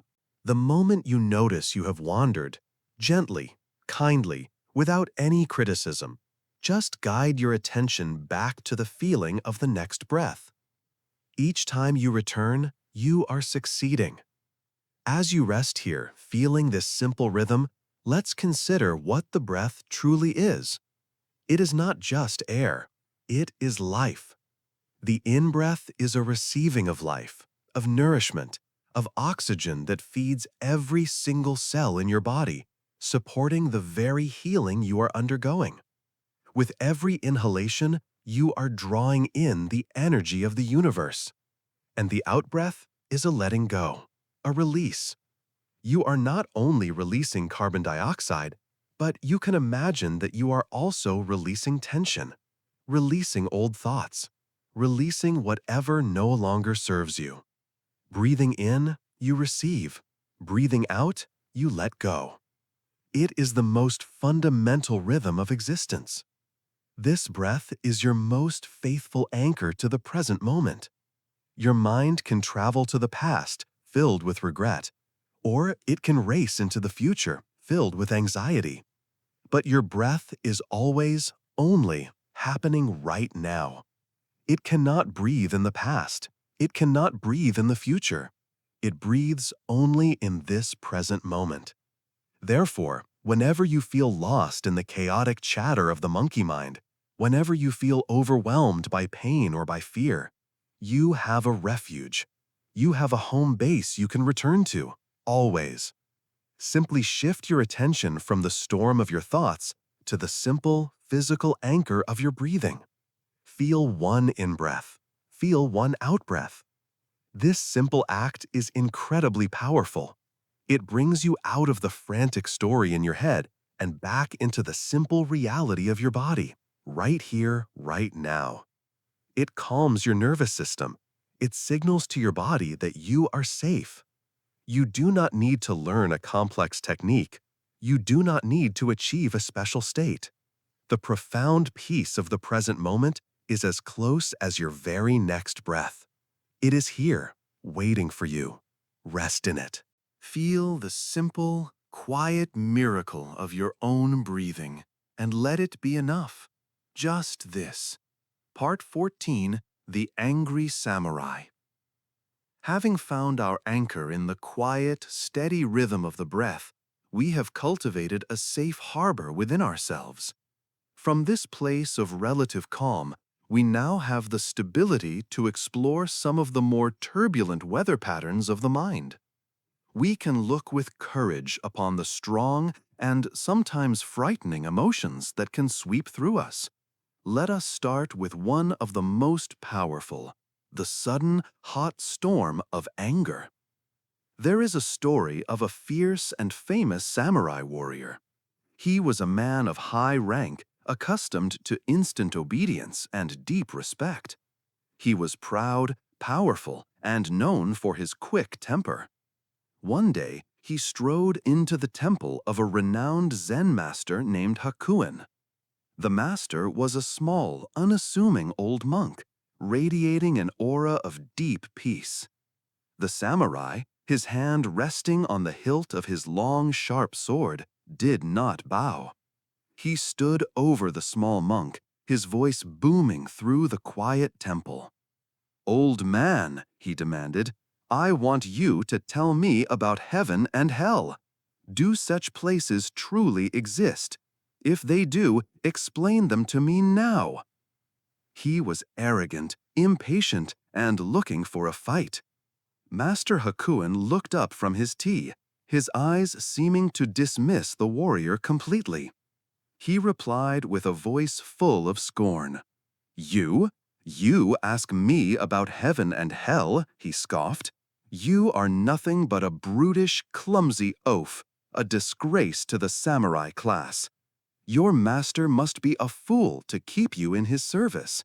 With a face like yours and a temper like that, you are an idiot with a sword. I have no time for the questions of buffoons like you." The effect was instantaneous and electric. The samurai's pride was deeply wounded. All reason left him. His face contorted with pure, unadulterated rage. He let out a furious roar, his blood boiling, his vision turning red. In one swift, fluid motion, he drew his massive, gleaming katana from its scabbard and raised it high above his head, fully intending to cut the insolent monk down where he sat. The air in the room grew thick and heavy with murderous intent. At that precise moment, as the sword was at the very peak of its arc, ready to descend with lethal force, the Zen master Hakuin calmly looked up at the enraged warrior, pointed a single finger directly at him, and said, his voice cutting through the tension, "Here open the gates of hell." The samurai froze. The master's words struck him with more force than any physical blow. In that instant of suspended violence, a wave of shocking clarity washed over him. He saw himself, his face twisted in a mask of hate, his body shaking with rage, his sword raised to kill a defenseless old man over a simple insult. He realized with a clarity that shook him to his very soul that the master was right. He was in hell, and he had created it himself, right here in this room, with his own uncontrollable anger. Hell was not a place he might go to later. It was the state of his own heart in that very moment. A great wave of understanding and shame washed away his rage. His arm trembled, and he slowly lowered the deadly sword. He carefully sheathed it back in its scabbard. His whole being was transformed from one of murderous fury to one of profound humility and gratitude. He dropped to his knees and bowed deeply before the master, his forehead touching the floor. As the samurai remained in this deep, respectful bow, the master Hakuin's face softened into a gentle smile. He looked upon the bowing warrior and said, his voice now full of warmth, "And here open the gates of heaven." This story is not just about a samurai from long ago. It is about you and me. It is about the human heart. During a long and difficult recovery, the gates of hell can open very easily. We can feel intense anger and frustration. We can be angry at our bodies for their weakness or their pain. We can be angry at our limitations, at the unfairness of it all. We can be angry at a careless doctor or a thoughtless comment from a friend. This anger can consume us, just as it consumed the samurai. And when we are lost in that state of bitter, churning rage, we are truly living in a self-created hell. It is a state of profound inner suffering. But the story also shows us that heaven is just as close. It is not a reward to be earned later. It is a state of mind that is available to us right now. The samurai found it in the moment of insight, of humility, of letting go. For us, heaven is the state of peace, clarity, and relief that comes when we are no longer a prisoner of our own destructive emotions. The key to this entire story, the pivot upon which it all turns, is the pause. That one frozen moment after the master spoke, when the samurai stopped before he struck. This is the space where our freedom lives. It is the tiny gap between a trigger, for him, the insult. For us, it might be a sudden wave of pain, or the frustration of dropping something, or hearing discouraging news, and our habitual, automatic reaction.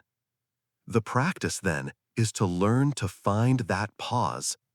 When you feel the heat of anger or frustration beginning to rise within you, notice it. Feel it in your body. The clenched jaw, the tight fists, the heat in your chest. And instead of immediately reacting, see if you can just name it. Ah, this is anger. The gates of hell are starting to open. This simple act of naming it creates that life-saving pause. It brings awareness to the reaction. And in that pause, you can use the tool of your breath. You can take one conscious breath, anchoring yourself back in your body, back in the present moment. You don't have to get rid of the anger, but you don't have to be its slave either. You can simply watch it, feel its energy, and allow it to move through you without taking over. And as it begins to subside, as peace returns, you can notice that too. And now the gates of heaven. You are the gatekeeper. In every moment, you have the power to choose which gate you will step through. The key is not to never feel anger, but to develop the awareness to notice it when it arrives. In that awareness, you can free yourself from the hell of your own making and find right here and now the simple, quiet heaven of inner peace. Part 15. The River of Sorrow. Having witnessed how we can be the gatekeepers of our own inner heaven and hell, let us now turn our compassionate attention to another of the great rivers of emotion that flows through the human heart. This one is not hot like anger, but cool and deep. It is the river of sorrow, of grief, and of loss. In any journey of recovery, there is an element of loss, the loss of health, of freedom, of a life once known. And this loss brings with it a natural and profound sadness. There is a tender story from the life of the Buddha that speaks to this experience with incredible grace. It is the story of a young woman named Kisa Gotami. She was a young mother, and her entire world revolved around her infant son. He was the sun in her sky. But one day, tragically, the child fell ill and died. Kisa Gotami was consumed by a grief so powerful, so absolute, that her mind refused to accept the reality of what had happened. She could not bear the finality of it. Clutching the small, still body of her son to her chest, she began to wander through her village, going from neighbor to neighbor, desperately seeking a medicine that could bring him back to life. "Please," she would plead, her eyes wild with pain, "give me medicine for my child." The villagers, their hearts breaking for her, tried to explain that her son was gone and that no medicine could help. But she would not, could not hear them. Her grief was a wall that no reason could penetrate. Seeing her immense suffering, one wise villager suggested, "I cannot give you the medicine you seek, but there is one who might be able to help. Go and find the Buddha." Carrying her son, Kisa Gotami ran to the place where the Buddha was teaching. She fell at his feet, laying the child down before him. "Oh, blessed one," she cried, "they say you are a great physician. Please, give me the medicine that will cure my boy." The Buddha looked upon her not with pity or dismissal, but with an ocean of compassion. He saw the depth of her suffering and knew that a simple statement of truth would not reach her. So he offered her a path. "I can make the medicine you ask for," he said gently, "but to do so, I require one special ingredient. I need you to bring me a single mustard seed." A flicker of desperate hope ignited in Kisa Gotami's heart. "A mustard seed? I can get that. It is a common seed." "It must be a special mustard seed," the Buddha continued, his voice calm and clear. "You must bring me a single mustard seed from a house in this village where no one has ever died. Go now and bring it to me, and I will restore your son." Filled with a renewed and frantic purpose, Kisa Gotami began her quest. She went to the very first house she saw. A young woman answered the door. "Can you spare me a single mustard seed?" Kisa Gotami asked. The Buddha needs it to make a medicine for my son." "Of course," the woman said kindly, "I have plenty." As she turned to get it, Kisagotami asked the crucial question. "But tell me, has anyone in this house ever known death? A parent, a child, a husband, a servant?" The young woman's face fell. A shadow of sadness crossed her features. "Oh, sister," she said softly, "you remind me of my deepest sorrow. My beloved husband died just last year." Kisagotami's heart sank. "Then I cannot take the seed from you," she said, and moved on to the next house, and the next, and the next. At every single door, the story was the same. The people were kind. They were all willing to give her the mustard seed. But at every single house, her question was met with a story of loss. "Please, take all the seeds you want," said one man. "But I buried my father last month." "The mustard seed is yours," said an old woman. "But in this very house, I held my mother as she took her last breath." "Here," said another. "But my own sweet child was taken from me by a fever." She went from door to door, all through the village and into the night. She never found a single house that had not been visited by death. And as she went, something began to shift within her. Her own sharp, personal, isolating grief, the feeling that she, and she alone, had been subjected to this unbearable pain, began to soften.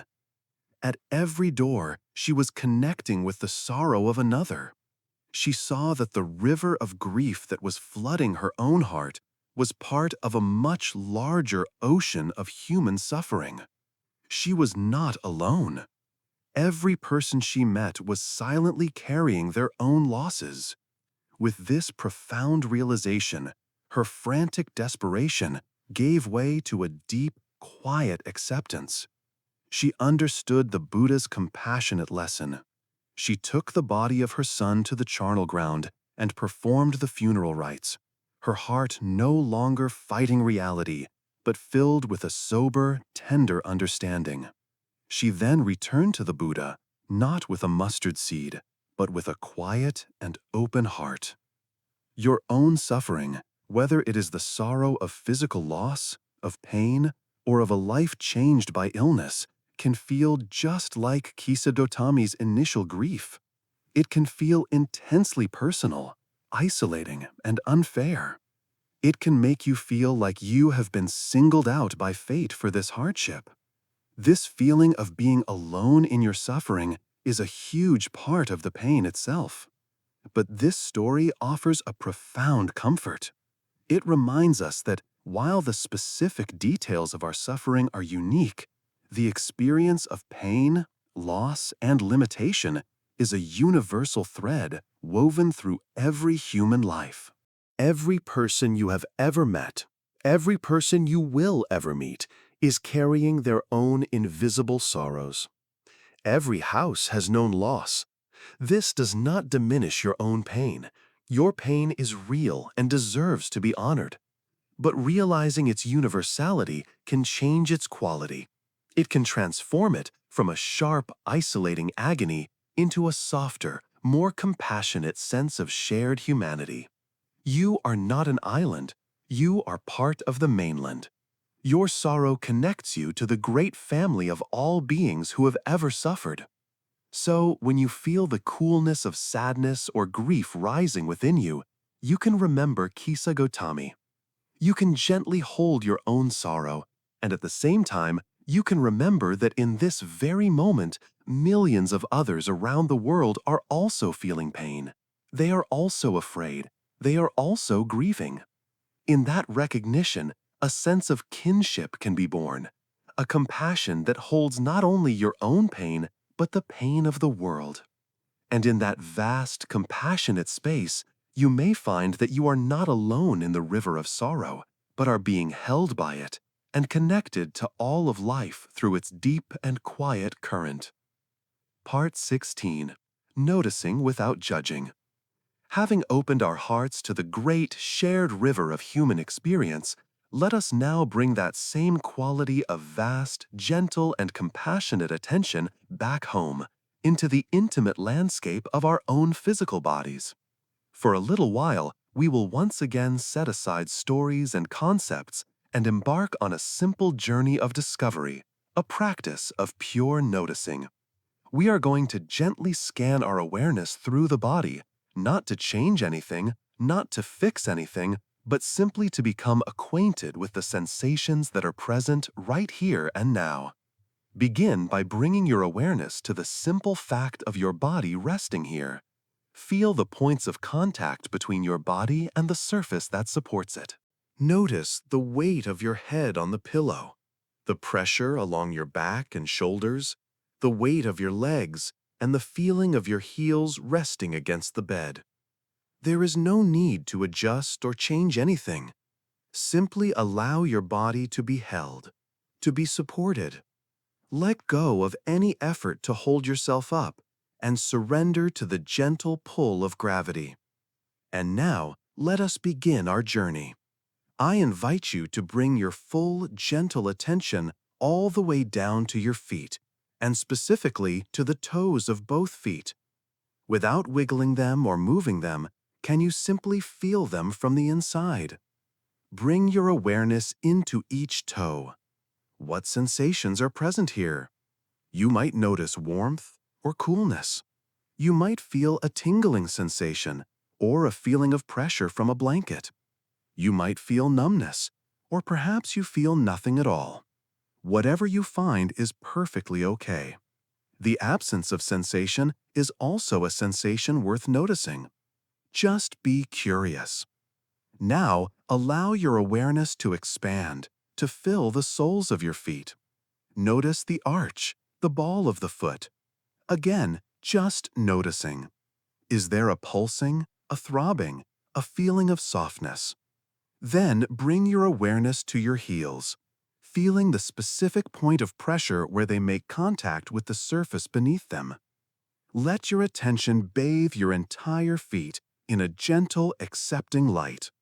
From your feet, let your awareness begin to travel slowly upwards, into your ankles, then into your lower legs, your shins, and your calf muscles.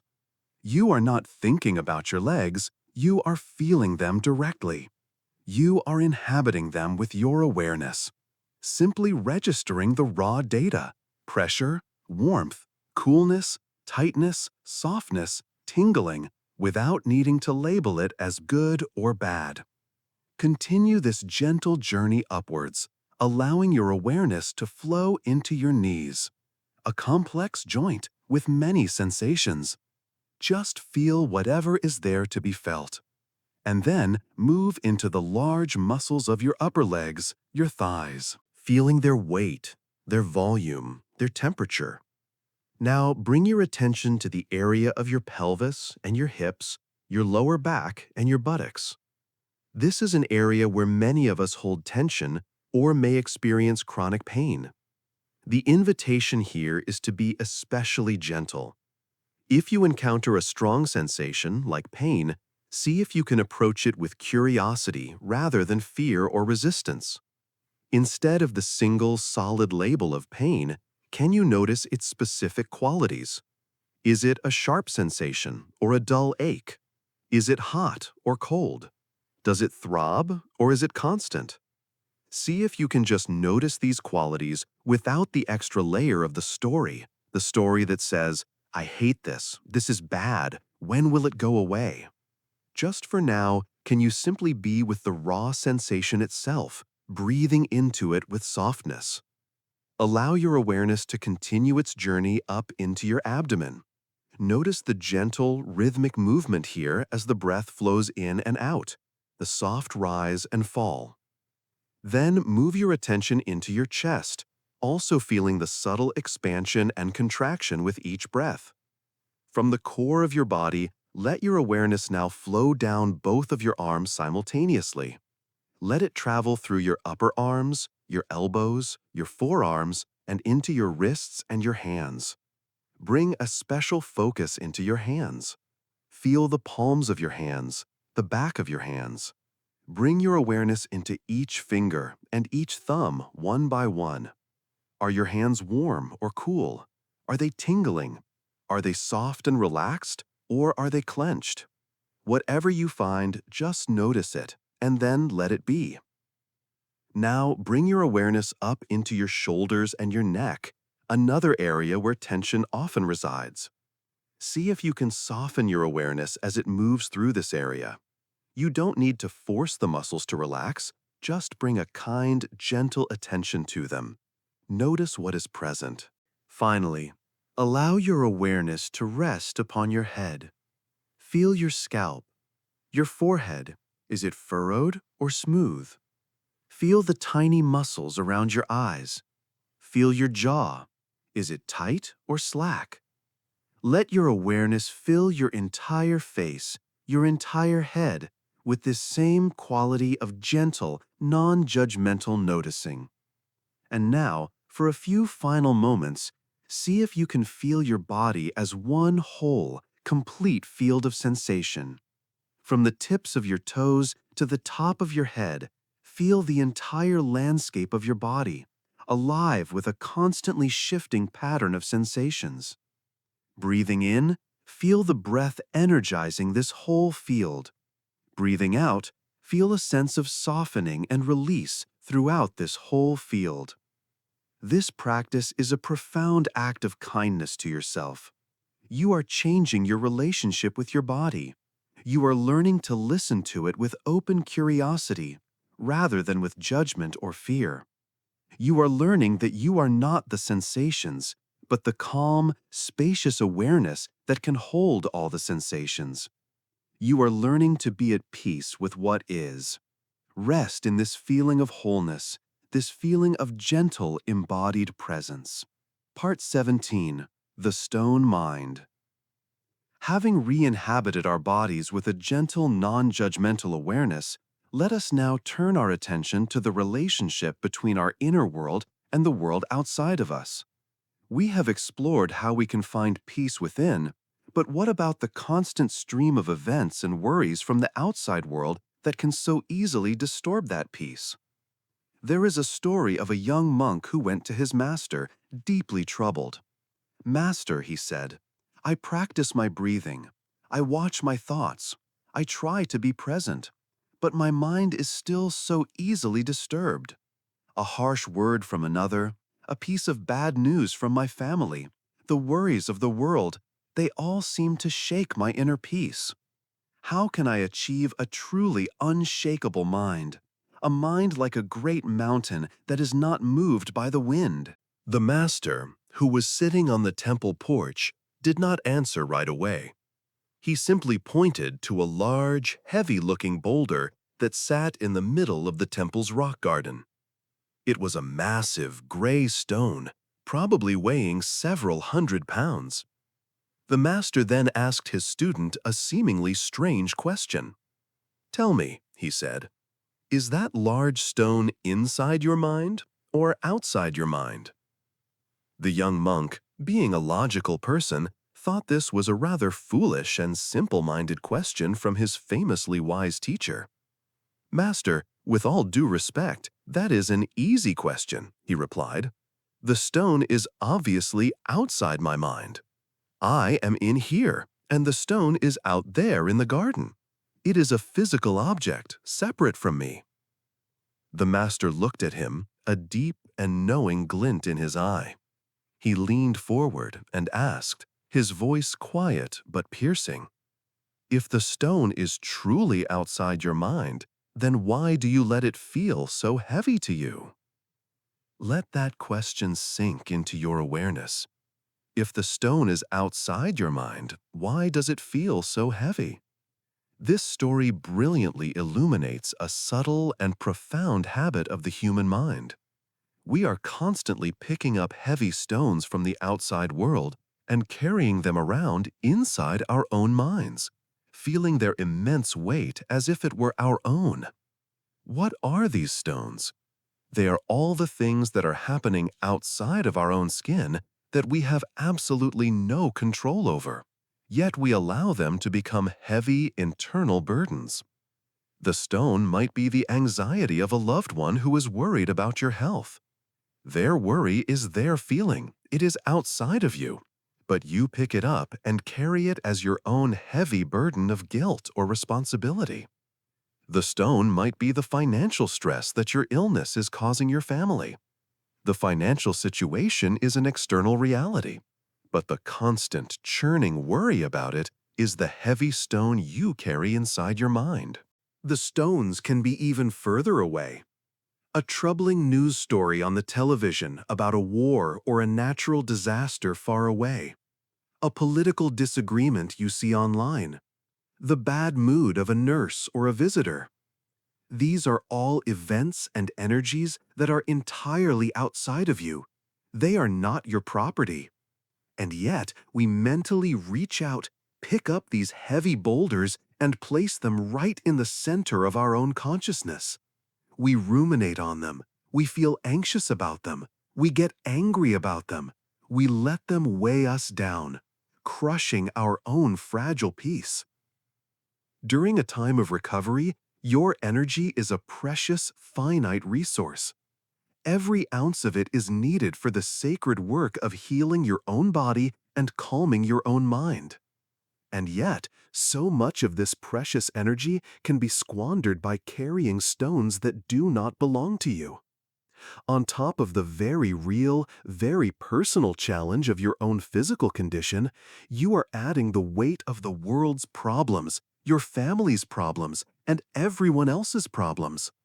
It is no wonder we feel so exhausted. The invitation of this story is to learn to recognize what is your stone to carry and what is not. And the truth is, very few stones are actually yours. Your only true responsibility is what is happening inside your own experience, your sensations, your feelings, your own reactions. The practice is to become aware of the stones you are carrying. Right now, do a gentle inventory. What heavy thought is weighing on your mind? Is it a worry about your children? A concern about a friend? Anger about something you saw on the news? Frustration with the healthcare system? Once you have identified a stone, ask yourself the master's question. Is this problem actually inside my mind or outside my mind? The difficult situation your friend is in, that is outside of you. Your anxious worry about your friend, that is the heavy stone you have placed inside your own mind. The reality is external. The burden you are feeling is internal. The moment you see this distinction clearly, you have a choice. You can consciously, deliberately put the stone down. You can mentally place it back in the garden where it belongs. This does not mean you become a cold or uncaring person. You can still have compassion for your friend. You can still acknowledge the reality of the world's problems. But you are releasing the personal, internal burden of carrying their weight. You are recognizing that your worry, your rumination, does nothing to solve the external problem, but it does a great deal to harm your own inner peace. Let the world's stones lie in the world's garden. Let your family members carry their own stones of worry. You cannot carry them for them. You have your own work to do. Your work is to heal. Your work is to find peace. Your work is to keep the inside of your own mind a clear, calm, and unshakable space. An unshakable mind is not one that is impervious to the world. It is one that has learned not to carry the weight of it. Find the lightness and the freedom that comes from putting down the heavy stones. Let them be. And feel how much lighter, how much more peaceful you become when you are only responsible for what is truly yours. Part 18. Indra's Net. Having learned to put down the heavy stones that are not ours to carry, we may begin to feel a sense of lightness, a sense of peace within our own minds. But this practice of setting boundaries with the outside world can sometimes lead to another feeling, a feeling of separation, of isolation. As we focus inward, we might feel disconnected from the larger flow of life. And so the wisdom traditions offer another beautiful, profound image, not to contradict the last one, but to complement it. It is an image that speaks not of separation, but of the most intricate and beautiful interconnectedness. I invite you to imagine a vast and wondrous net. It is not a fisherman's net, but a celestial one, woven from threads of light. This net stretches out infinitely in all directions, through all of space and all of time. It is boundless. Now, imagine that at every single point where the threads of this net cross, there hangs a single, perfect, multifaceted jewel. The net has an infinite number of these jewels, each one glittering and clear as a drop of morning dew. But here is where the true magic of the image lies. If you were to look closely at the polished surface of any one of these jewels, you would discover a breathtaking sight. You would see that its surface reflects every other single jewel in the entire infinite net, every last one. And it doesn't stop there. If you were to look even more closely at the reflection of any jewel within that first jewel, you would see that it too contains the reflection of all the other jewels, and so on into infinity. Each individual jewel, in its own being, contains the totality of the entire net. The whole is present in every part, and every part is intimately connected to the whole. This is the ancient metaphor of Indra's net.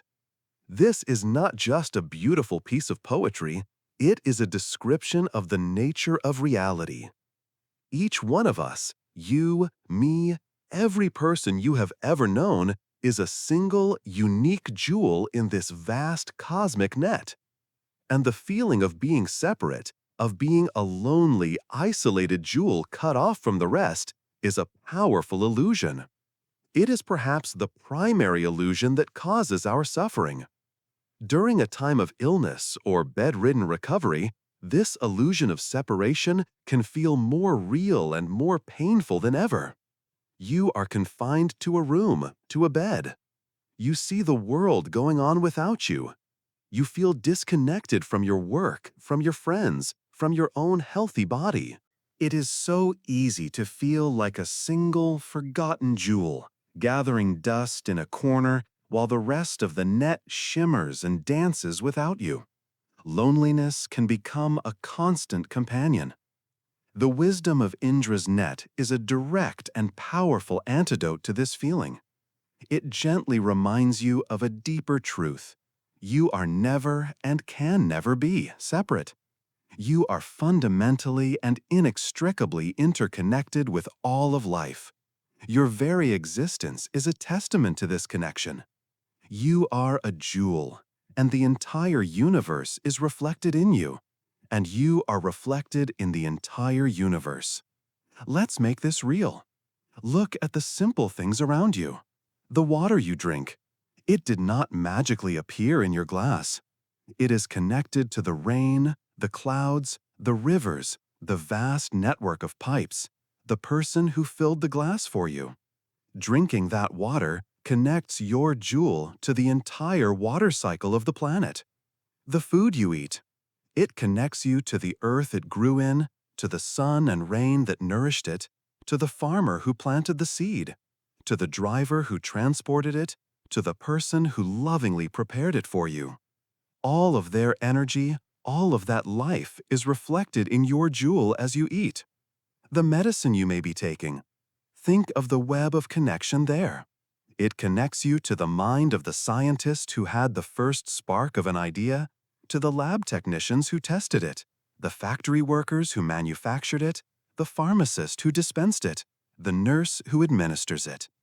Their care and their effort are threads of light connecting your jewel to theirs. Even this very experience, right now, my voice is a thread connecting my jewel to yours. And you are connected to every other person who may be listening to these same words. each in their own room, each on their own journey. We are all part of this shared experience, reflecting each other across time and space. The breath you are breathing is perhaps the most powerful connection of all. This very air was once in the lungs of another person, another animal. It was part of the wind that moved through the leaves of a great tree. In breathing, you are participating in a constant, intimate exchange with the entire atmosphere of the planet. The practice, then, is to learn to see these connections. It is to look at the simple objects and interactions in your day and to trace their threads back into the great net. When a loved one shows you a kindness, see it not just as a single act, but as a brilliant thread of light shimmering between your two jewels, reinforcing your place in the web. You are not an isolated being. You are a point of consciousness through which the entire universe flows. You are a single, beautiful jewel whose existence is held in place by and gives meaning to the entire shimmering, infinite net of existence. Your being contains the whole universe, and the whole universe contains you. You are not alone. You are an integral, precious, and inseparable part of everything. Rest in that profound and comforting truth. You are held, you are connected. You belong. Part 19. The Garden of the Mind. Having felt our profound connection to the vast shimmering web of all existence, let us now draw our awareness back from the cosmic to the personal.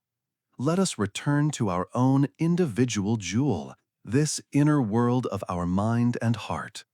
We have explored many ways of looking at this inner space, as a quiet room, as a still lake, as the sky.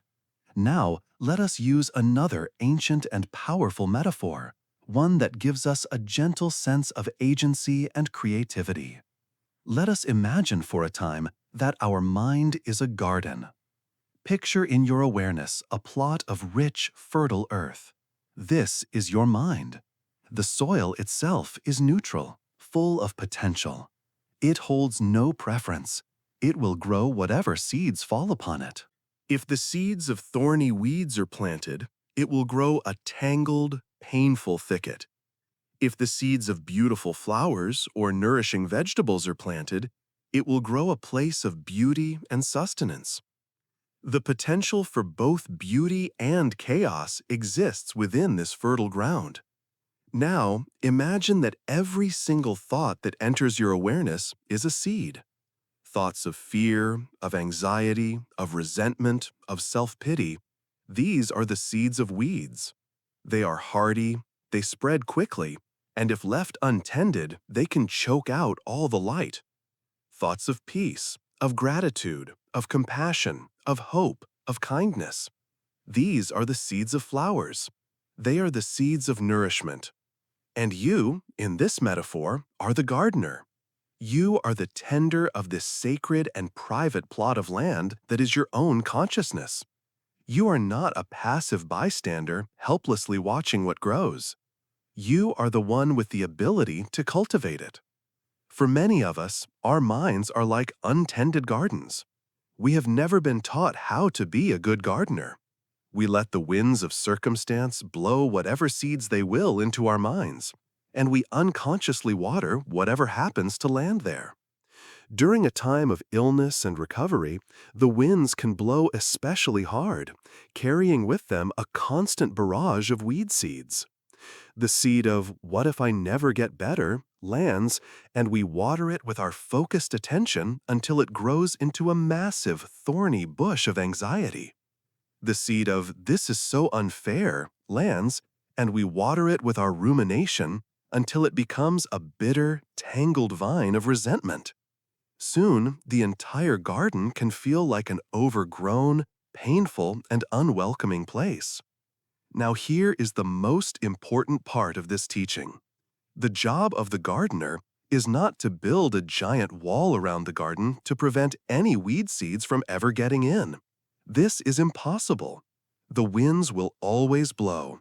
You cannot stop negative thoughts, fearful thoughts, or angry thoughts from arising in your mind. They are a natural part of the world. To try and stop them from ever appearing is a frustrating and futile battle that will only lead to exhaustion. You will feel like a failure every time a weed seed lands. The true work of the gardener, the skillful work, is much more subtle. It is not about controlling what seeds arrive, but about choosing which seeds to water. Your attention is the water. Your focus is the sunlight. Whatever you give your attention to, you grow. Whatever you focus on, you nourish. So when a weed seed lands, a thought of fear, a pang of self-pity, you have a choice. You can fixate on it. You can believe it completely. You can follow it down its dark and thorny path. This is watering the weed. Or you can practice a different skill. You can acknowledge its presence. Ah, a weed seed has landed. The thought of fear is here. And then you can gently, deliberately withdraw your attention from it. You let it sit there in the soil without any water. Without your focused energy, it will have a much harder time taking root. It may simply wither and blow away. And then comes the most creative and empowering part of being a gardener. You can actively choose to plant and water the seeds you do want to grow. You can intentionally cultivate a garden of peace and well-being right in the midst of your difficult circumstances. How do you do this? You do it by consciously choosing where to place your attention. You can plant and water the seed of gratitude. Even on the hardest day, there is always something small to be grateful for. Can you find one thing? The warmth of your blanket, a moment of lessened pain, the taste of cool water, the face of a loved one, the simple fact of your breath. By bringing your full attention to this one small thing, you are watering the seed of gratitude, and what you water grows. You can plant and water the seed of compassion. You can place a hand on your own heart and offer yourself a kind word, as you would to a dear friend. This is so hard. May I be gentle with myself. In doing this, you are watering the beautiful healing flower of self-compassion. You can plant and water the seed of peace. You can close your eyes and recall in vivid detail a memory of a place where you felt completely at peace. A beach, a forest, a quiet room. By lingering in that memory, feeling its calm in your body, you are watering the seed of peace right here and now. Or you can simply bring your attention to your breath, the anchor of peace that is always with you. You are not a passive victim of your thoughts. You are the gardener of your mind.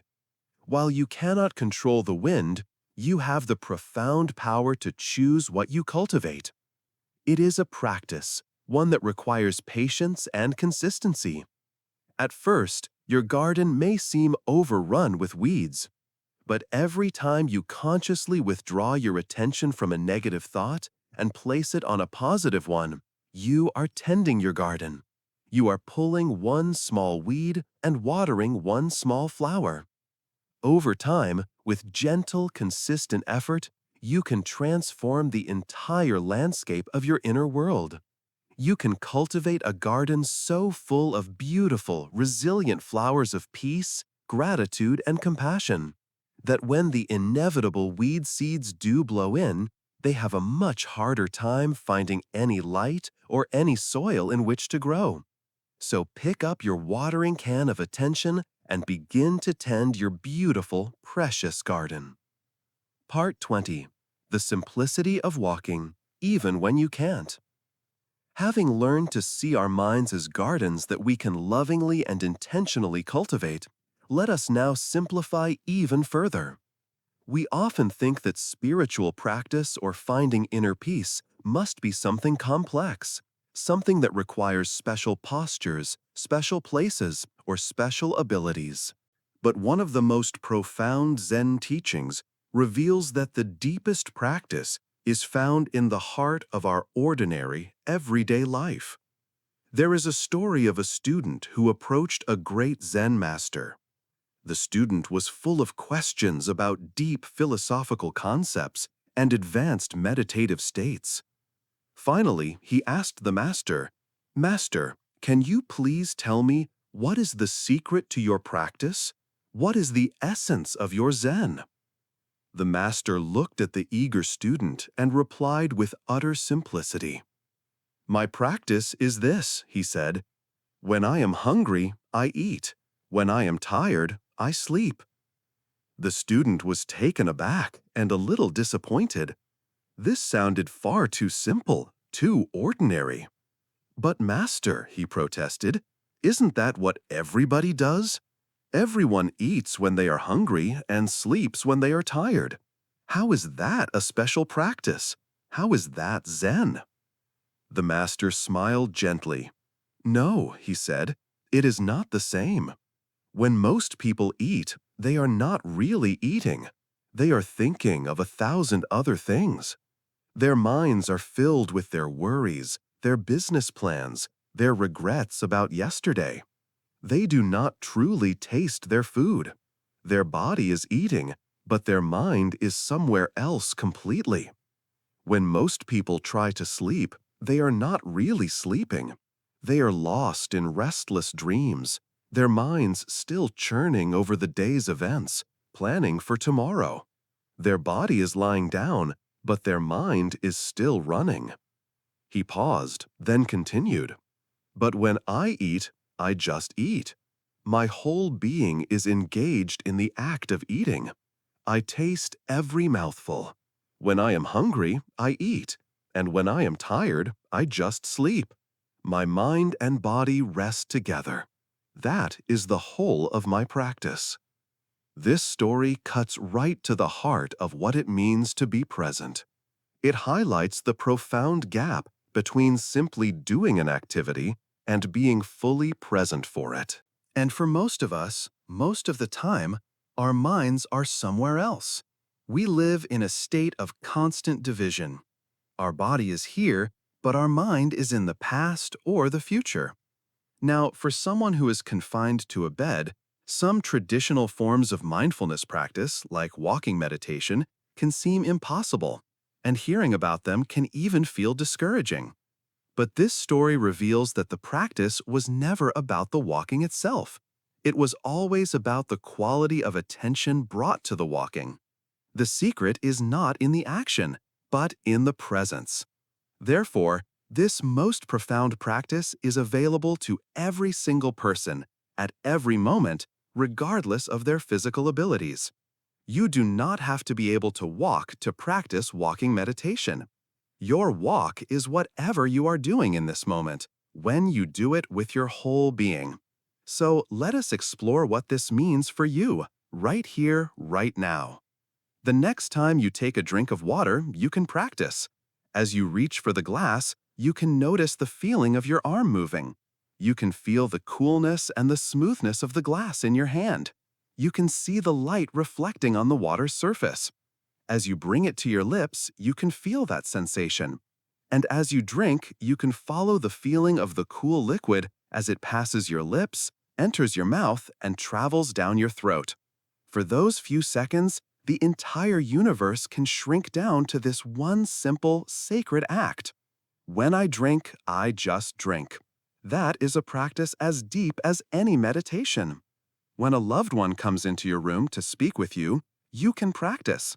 Instead of listening with half an ear while your mind worries about your symptoms or thinks about what you want to say next, can you just listen? Can you receive their words, see the expression on their face, and feel the presence of their company with your whole being? When I listen, I just listen. That is a profound gift of presence, both to them and to yourself. When you are resting, you can practice. Instead of lying here while your mind races with 1,000 thoughts, can you just rest? Can you feel the simple physical sensations of resting? The feeling of your body being supported, the texture of the blanket, the temperature of the air on your skin. Can you allow your body and your mind to rest together in the same place at the same time? When I rest, I just rest. This is the freedom the Master was talking about. It is the freedom from the tyranny of the divided mind. It is the discovery that peace and richness are not found in doing more or in achieving some future state of health, but are found in doing whatever you are doing now with your full and complete attention. You don't need to wait until you are better to live a deep and meaningful life. A deep and meaningful life is available right now, in the taste of your food, in the sound of a voice, in the feeling of your own breath.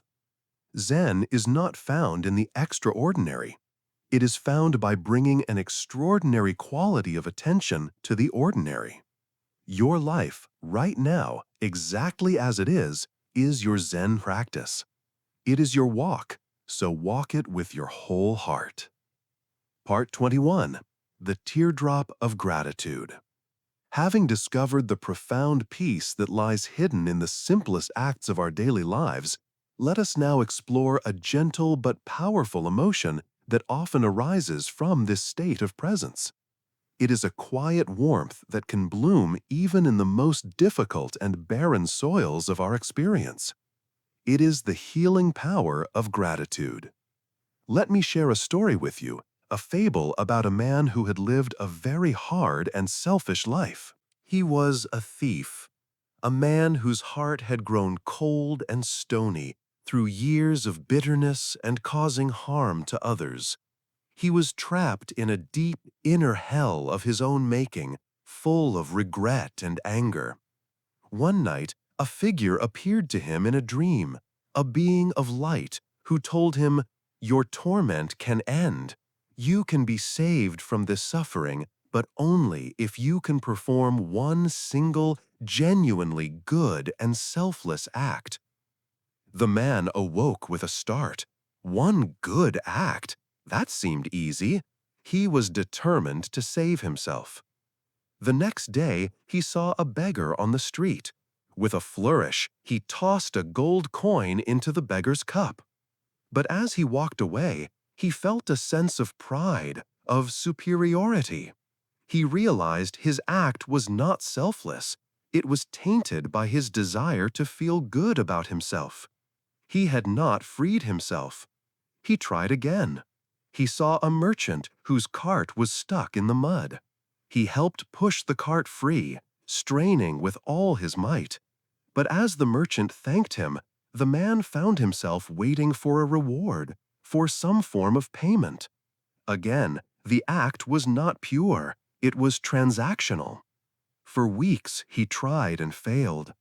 Every attempt at goodness he made was spoiled by some hidden selfish motive, the desire for recognition, for reward, for self-congratulation.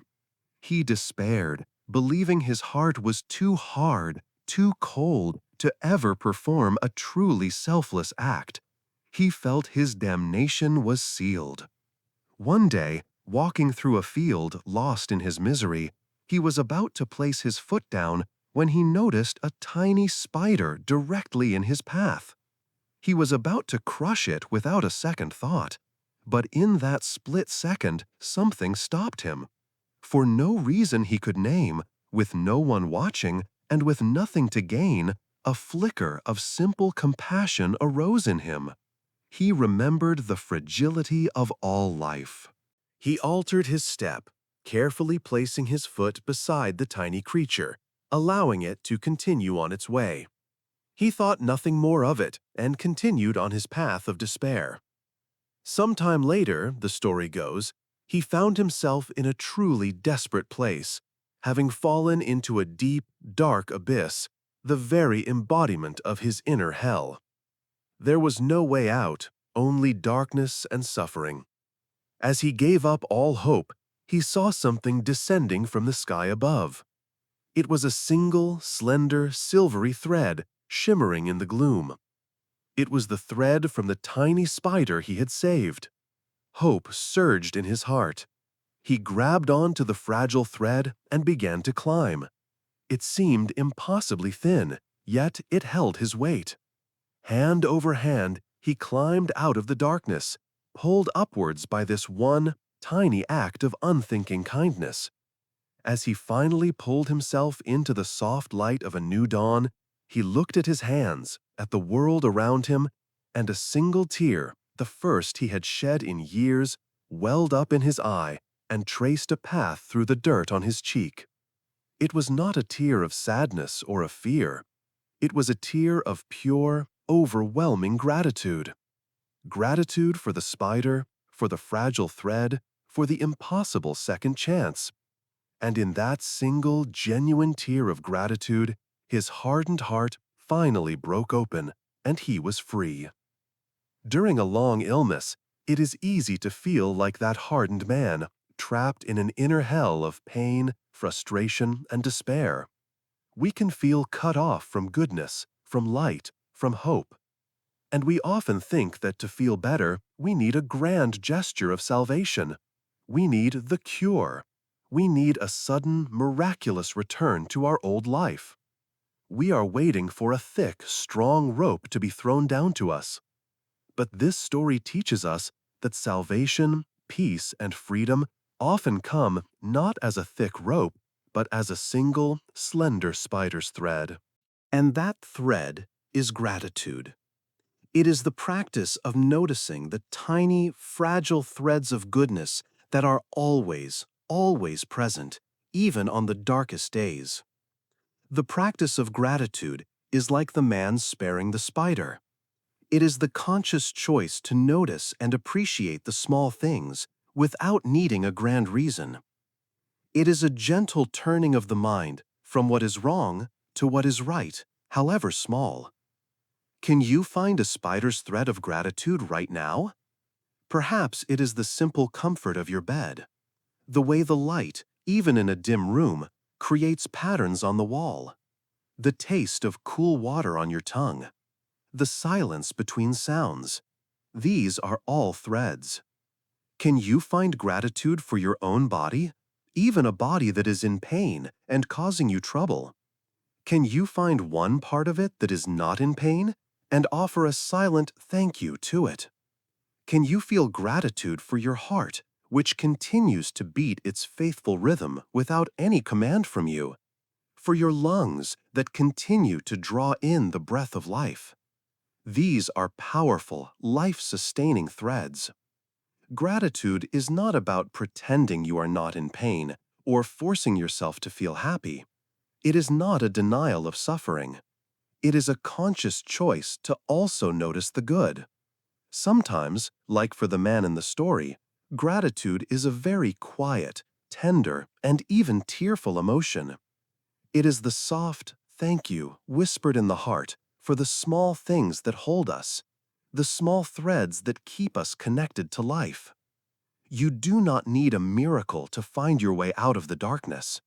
You can begin to climb right now on the threads of gratitude. Each time you genuinely notice something to be thankful for, no matter how small, you are strengthening the thread. You are pulling yourself hand over hand toward the light. So look around you and within you. The silvery threads are everywhere, waiting for you to notice them. Part 22. The moon cannot be stolen. Having learned to spin the straw of our daily experience into the gold of gratitude, let us now explore the nature of our true wealth.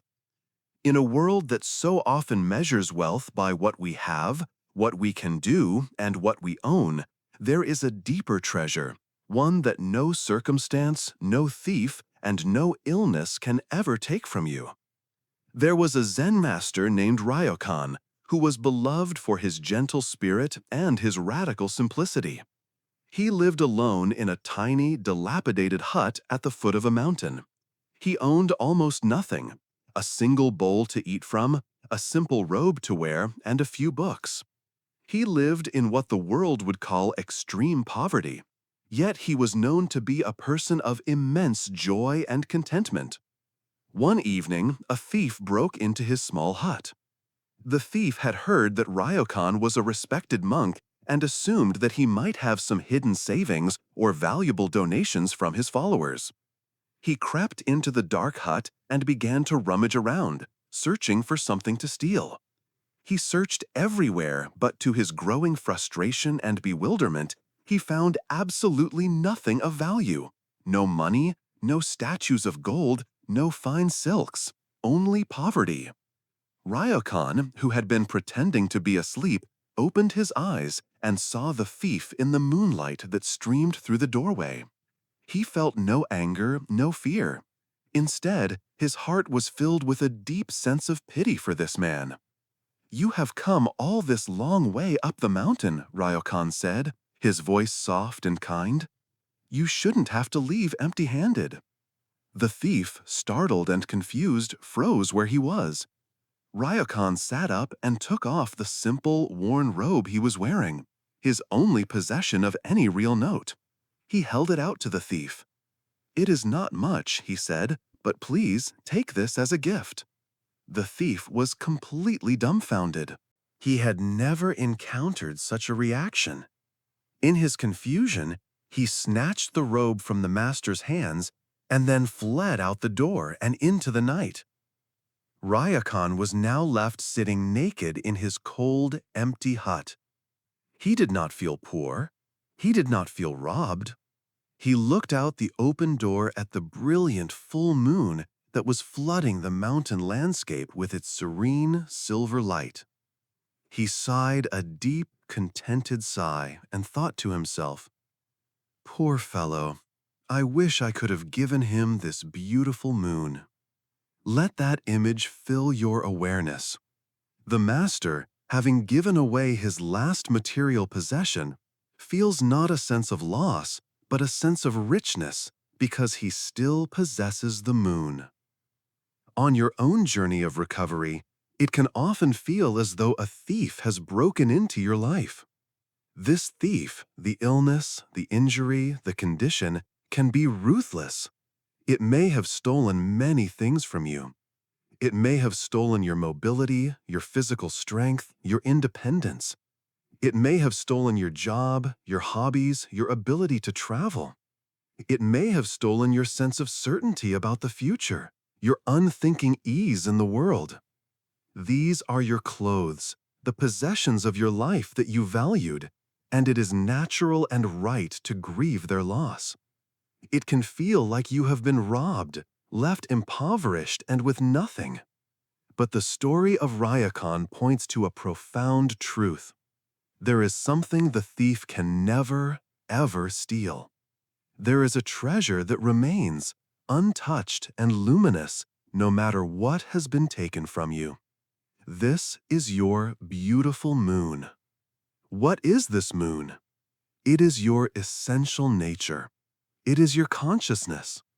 It is the quiet, calm awareness that is reading these words, that is feeling your body, that is hearing these sounds. It is the part of you that we have touched on again and again, the silent observer who watches the monkey mind, the vast sky that holds the passing clouds of thought and feeling, the gardener who tends the inner world.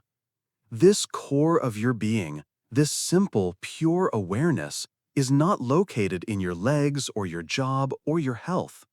It is not dependent on any external circumstance. It is your true, inalienable wealth. Your body may be in pain, but the awareness that knows the pain is not itself in pain. Your life may be limited, but the awareness that knows the limitation is not itself limited. This awareness is free, spacious, and serene, just like the moon in the sky. The practice, then, is to learn to differentiate between your clothes and your moon.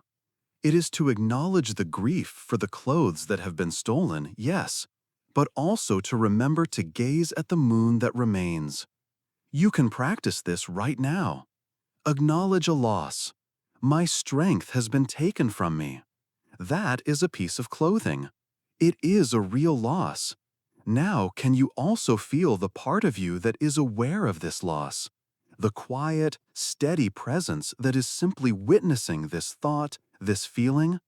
That presence is the moon. It is whole, it is peaceful, it is untouched. Rest your attention on this inner moon. Feel its quiet, steady light.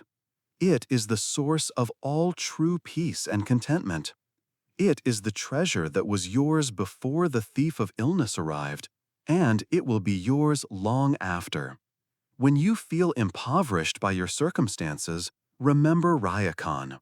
Remember that your greatest treasure cannot be measured, cannot be broken, and can never, ever be stolen. It is the beautiful, silent, luminous moon of your own awareness. Rest in its light. Part 23. The Wisdom of Clouds. Having bathed in the serene light of our own inner moon, the treasure that can never be stolen, let us now gently expand our perspective. Let us realize that we are not only the moon, but we are also the vast, open sky in which the moon, the sun, and all the passing clouds appear. For this next part of our journey, I invite you into a gentle, spacious visualization. Imagine, if you can, that you are lying comfortably on your back in a soft green meadow. The grass is warm and smells sweet. The air is pleasant on your skin. And you are looking up into the vast, endless, brilliant blue sky. There is a sense of infinite space, of profound openness.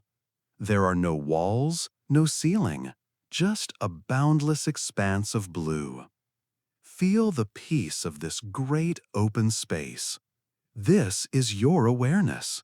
This is your true nature. Now, as you gaze into this sky, you begin to notice a cloud. It's just a small, light, wispy cloud, like a feather of pure white. It drifts lazily into your field of vision. This cloud is a single, fleeting thought. Perhaps a simple thought like, "I wonder what time it is," or "I hear a sound outside." You can watch it as it drifts by. It is not a problem. It doesn't obscure the blue of the sky.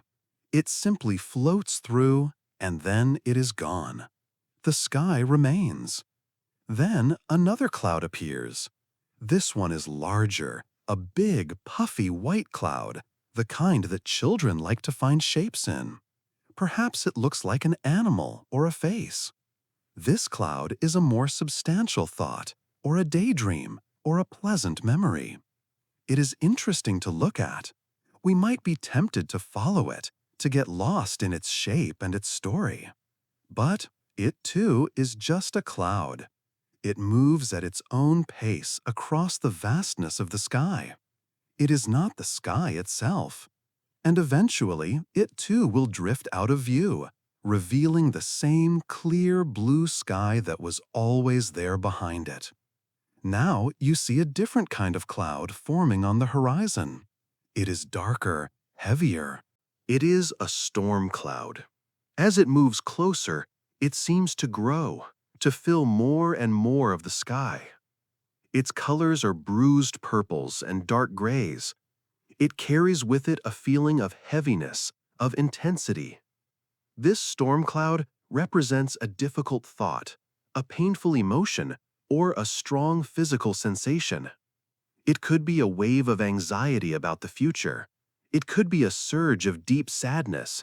It could be a flare-up of physical pain. When this storm cloud moves in, it can be very intimidating. It can block out the sun. It can make us forget that the blue sky even exists. It can seem like the entirety of reality is this dark, heavy, and threatening cloud. Our natural tendency is to panic. We want to fight the cloud, to push it away, to make it disappear. We tense up, we resist, we believe that we are the storm. But the wisdom of this practice is to remember, even in the heart of the storm, that you are not the cloud. You are the sky. The sky does not have to fight the clouds. It does not have to push them away. The sky's nature is to be open and allowing. It has enough space to hold every kind of cloud that could possibly form. the light, wispy ones, the big, puffy, pleasant ones, and yes, even the dark and turbulent storm clouds. The sky is never harmed by the clouds. It is never stained by their color. It is never broken by their lightning or deafened by their thunder. It simply provides the space for the storm to be a storm. And the sky also knows a fundamental truth. Every cloud, without exception, is temporary. Every cloud is just passing through. Even the darkest, most terrifying hurricane eventually runs out of energy, breaks apart, and drifts away, revealing the same vast, clear, peaceful blue sky that was there all along. The sky's nature is peace, and it is permanent. The cloud's nature is disturbance, and it is temporary. This is a direct metaphor for your own mind. You are the sky. Your thoughts, your feelings, your emotions, and your physical sensations are the clouds. When a thought of worry appears, you can see it for what it is. Just a gray cloud passing through the sky of your mind. You don't have to become. Part 24. The Seed of Awakening. Having rested as the vast, open sky, holding all of our inner weather with a spacious and gentle acceptance, let us now draw our awareness down from the boundless sky and into the dark, quiet, and fertile earth. Let us explore the hidden potential and the secret promise that lies waiting within periods of profound darkness and stillness. I want you to imagine a single small seed. It could be the seed of a great oak tree or a vibrant wildflower. It is small, hard, and seemingly lifeless. At the end of autumn, this seed is dropped and finds its way deep into the soil. The earth covers it, and a blanket of fallen leaves covers the earth.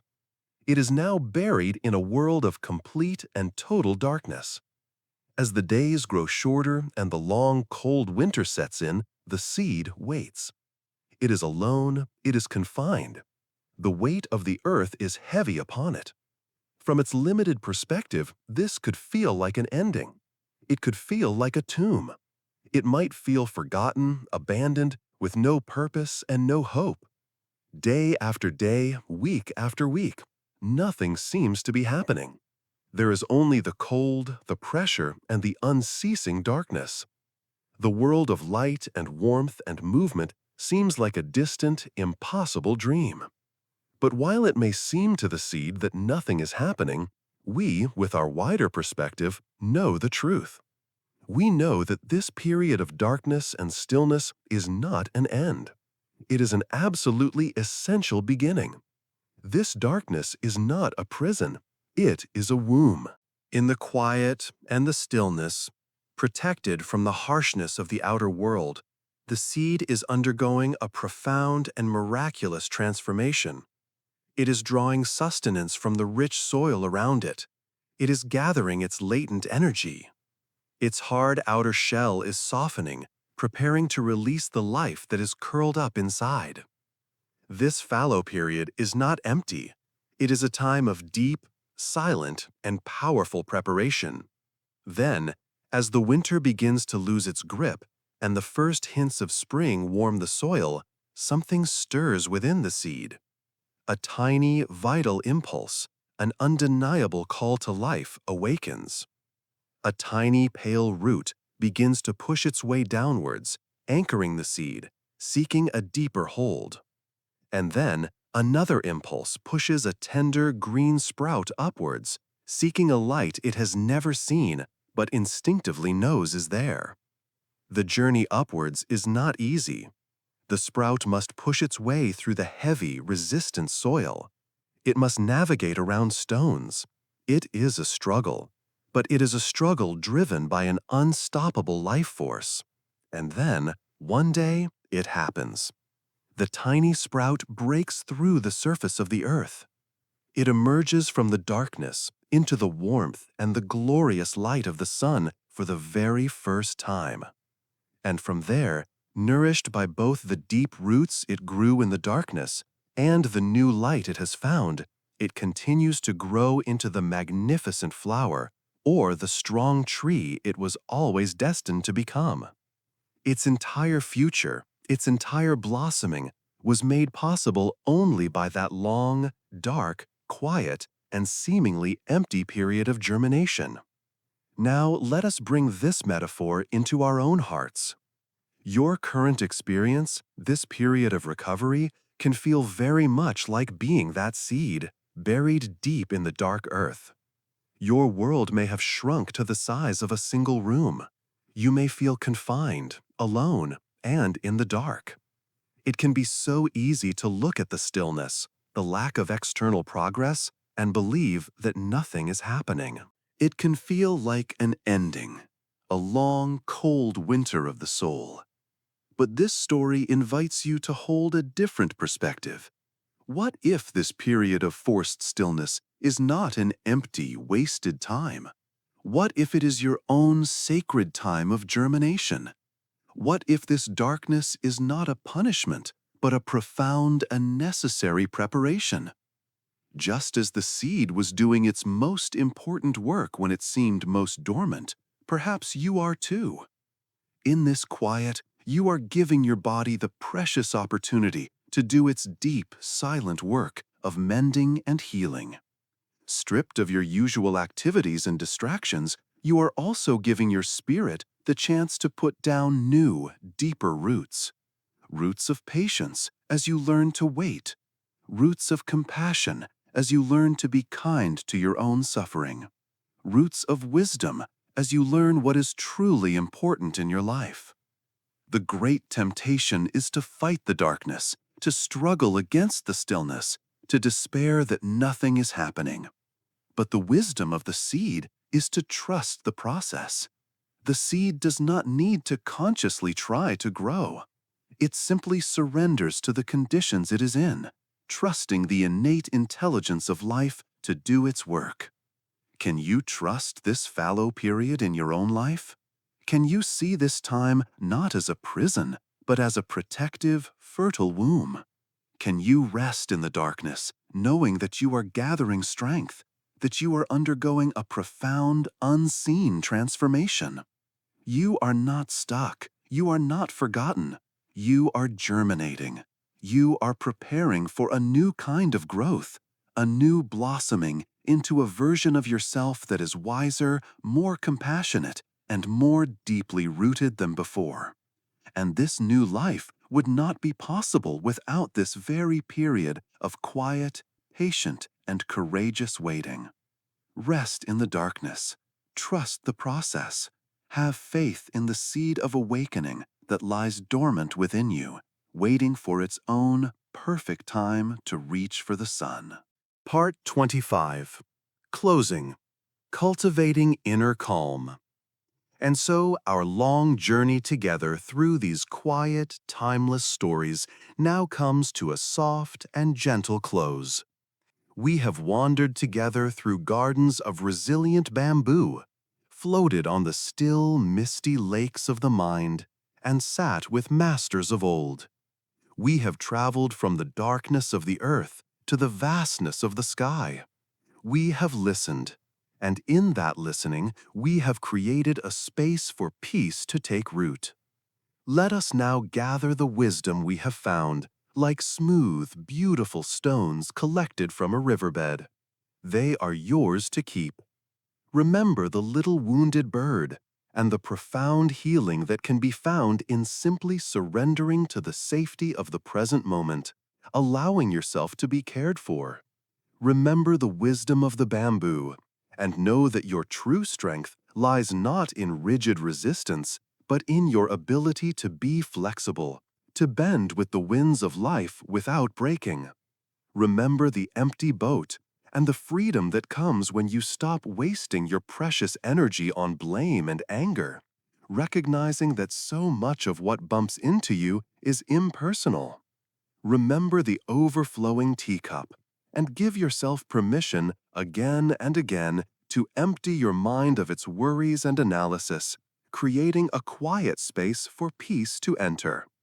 Remember the old farmer and release the heavy burden of judging your days as good or bad, trusting that you cannot see the whole design of your life's beautiful tapestry. Carry with you the image of the kintsugi bowl and look upon your own scars, your own journey of being broken and mended, not with shame, but with reverence for the unique and profound beauty it has created in you. Remember that you are not the chattering monkey mind, but the calm, spacious awareness that watches it. You are not the passing clouds of thought and feeling, but the vast, eternal sky that holds them all with grace.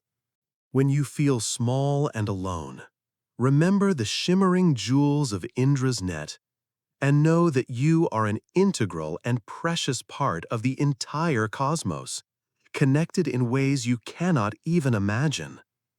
And when you feel that you are stuck in the dark, that no progress is being made, remember the patient seed. Trust that in the stillness and the quiet, you are gathering strength, putting down deep roots, and preparing for a new and beautiful blossoming. As you continue on your own unique path of recovery, you can carry these stories with you as gentle companions. But more important than any story is the simple, direct practice of presence that you can access at any time. The simplest and most powerful way to cultivate this inner calm is to return to your breath. It is your most faithful friend, your most reliable anchor. Whenever you feel overwhelmed, whenever your mind begins to race, simply bring your attention back to the physical sensation of one in-breath and one out-breath. This is your home base. It is always here for you, a sanctuary of peace in the midst of any storm. Please, as you go forward from this moment, hold this truth in your heart.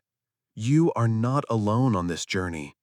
You are connected to a long and unbroken lineage of human beings who have faced their own challenges with courage, with grace, and with resilience. You are connected to the quiet strength of the earth, the endless patience of the sky, and the deep innate wisdom of life itself. Your body is a miracle, working tirelessly and with a staggering intelligence to bring you back to wholeness.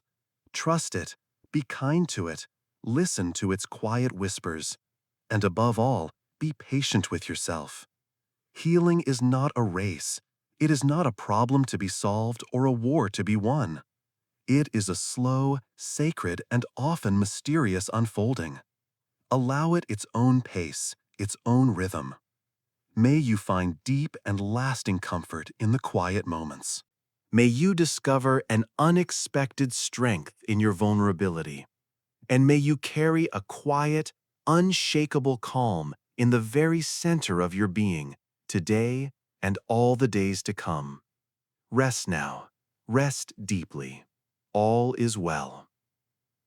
And so, our time together for now is coming to a close. The music will gently rise, and soon my voice will fade, leaving you to the quiet peace of your own space. Before I go, I wanted to say something directly to you, not as a narrator, but as the companion who has sat with you in this space for a while.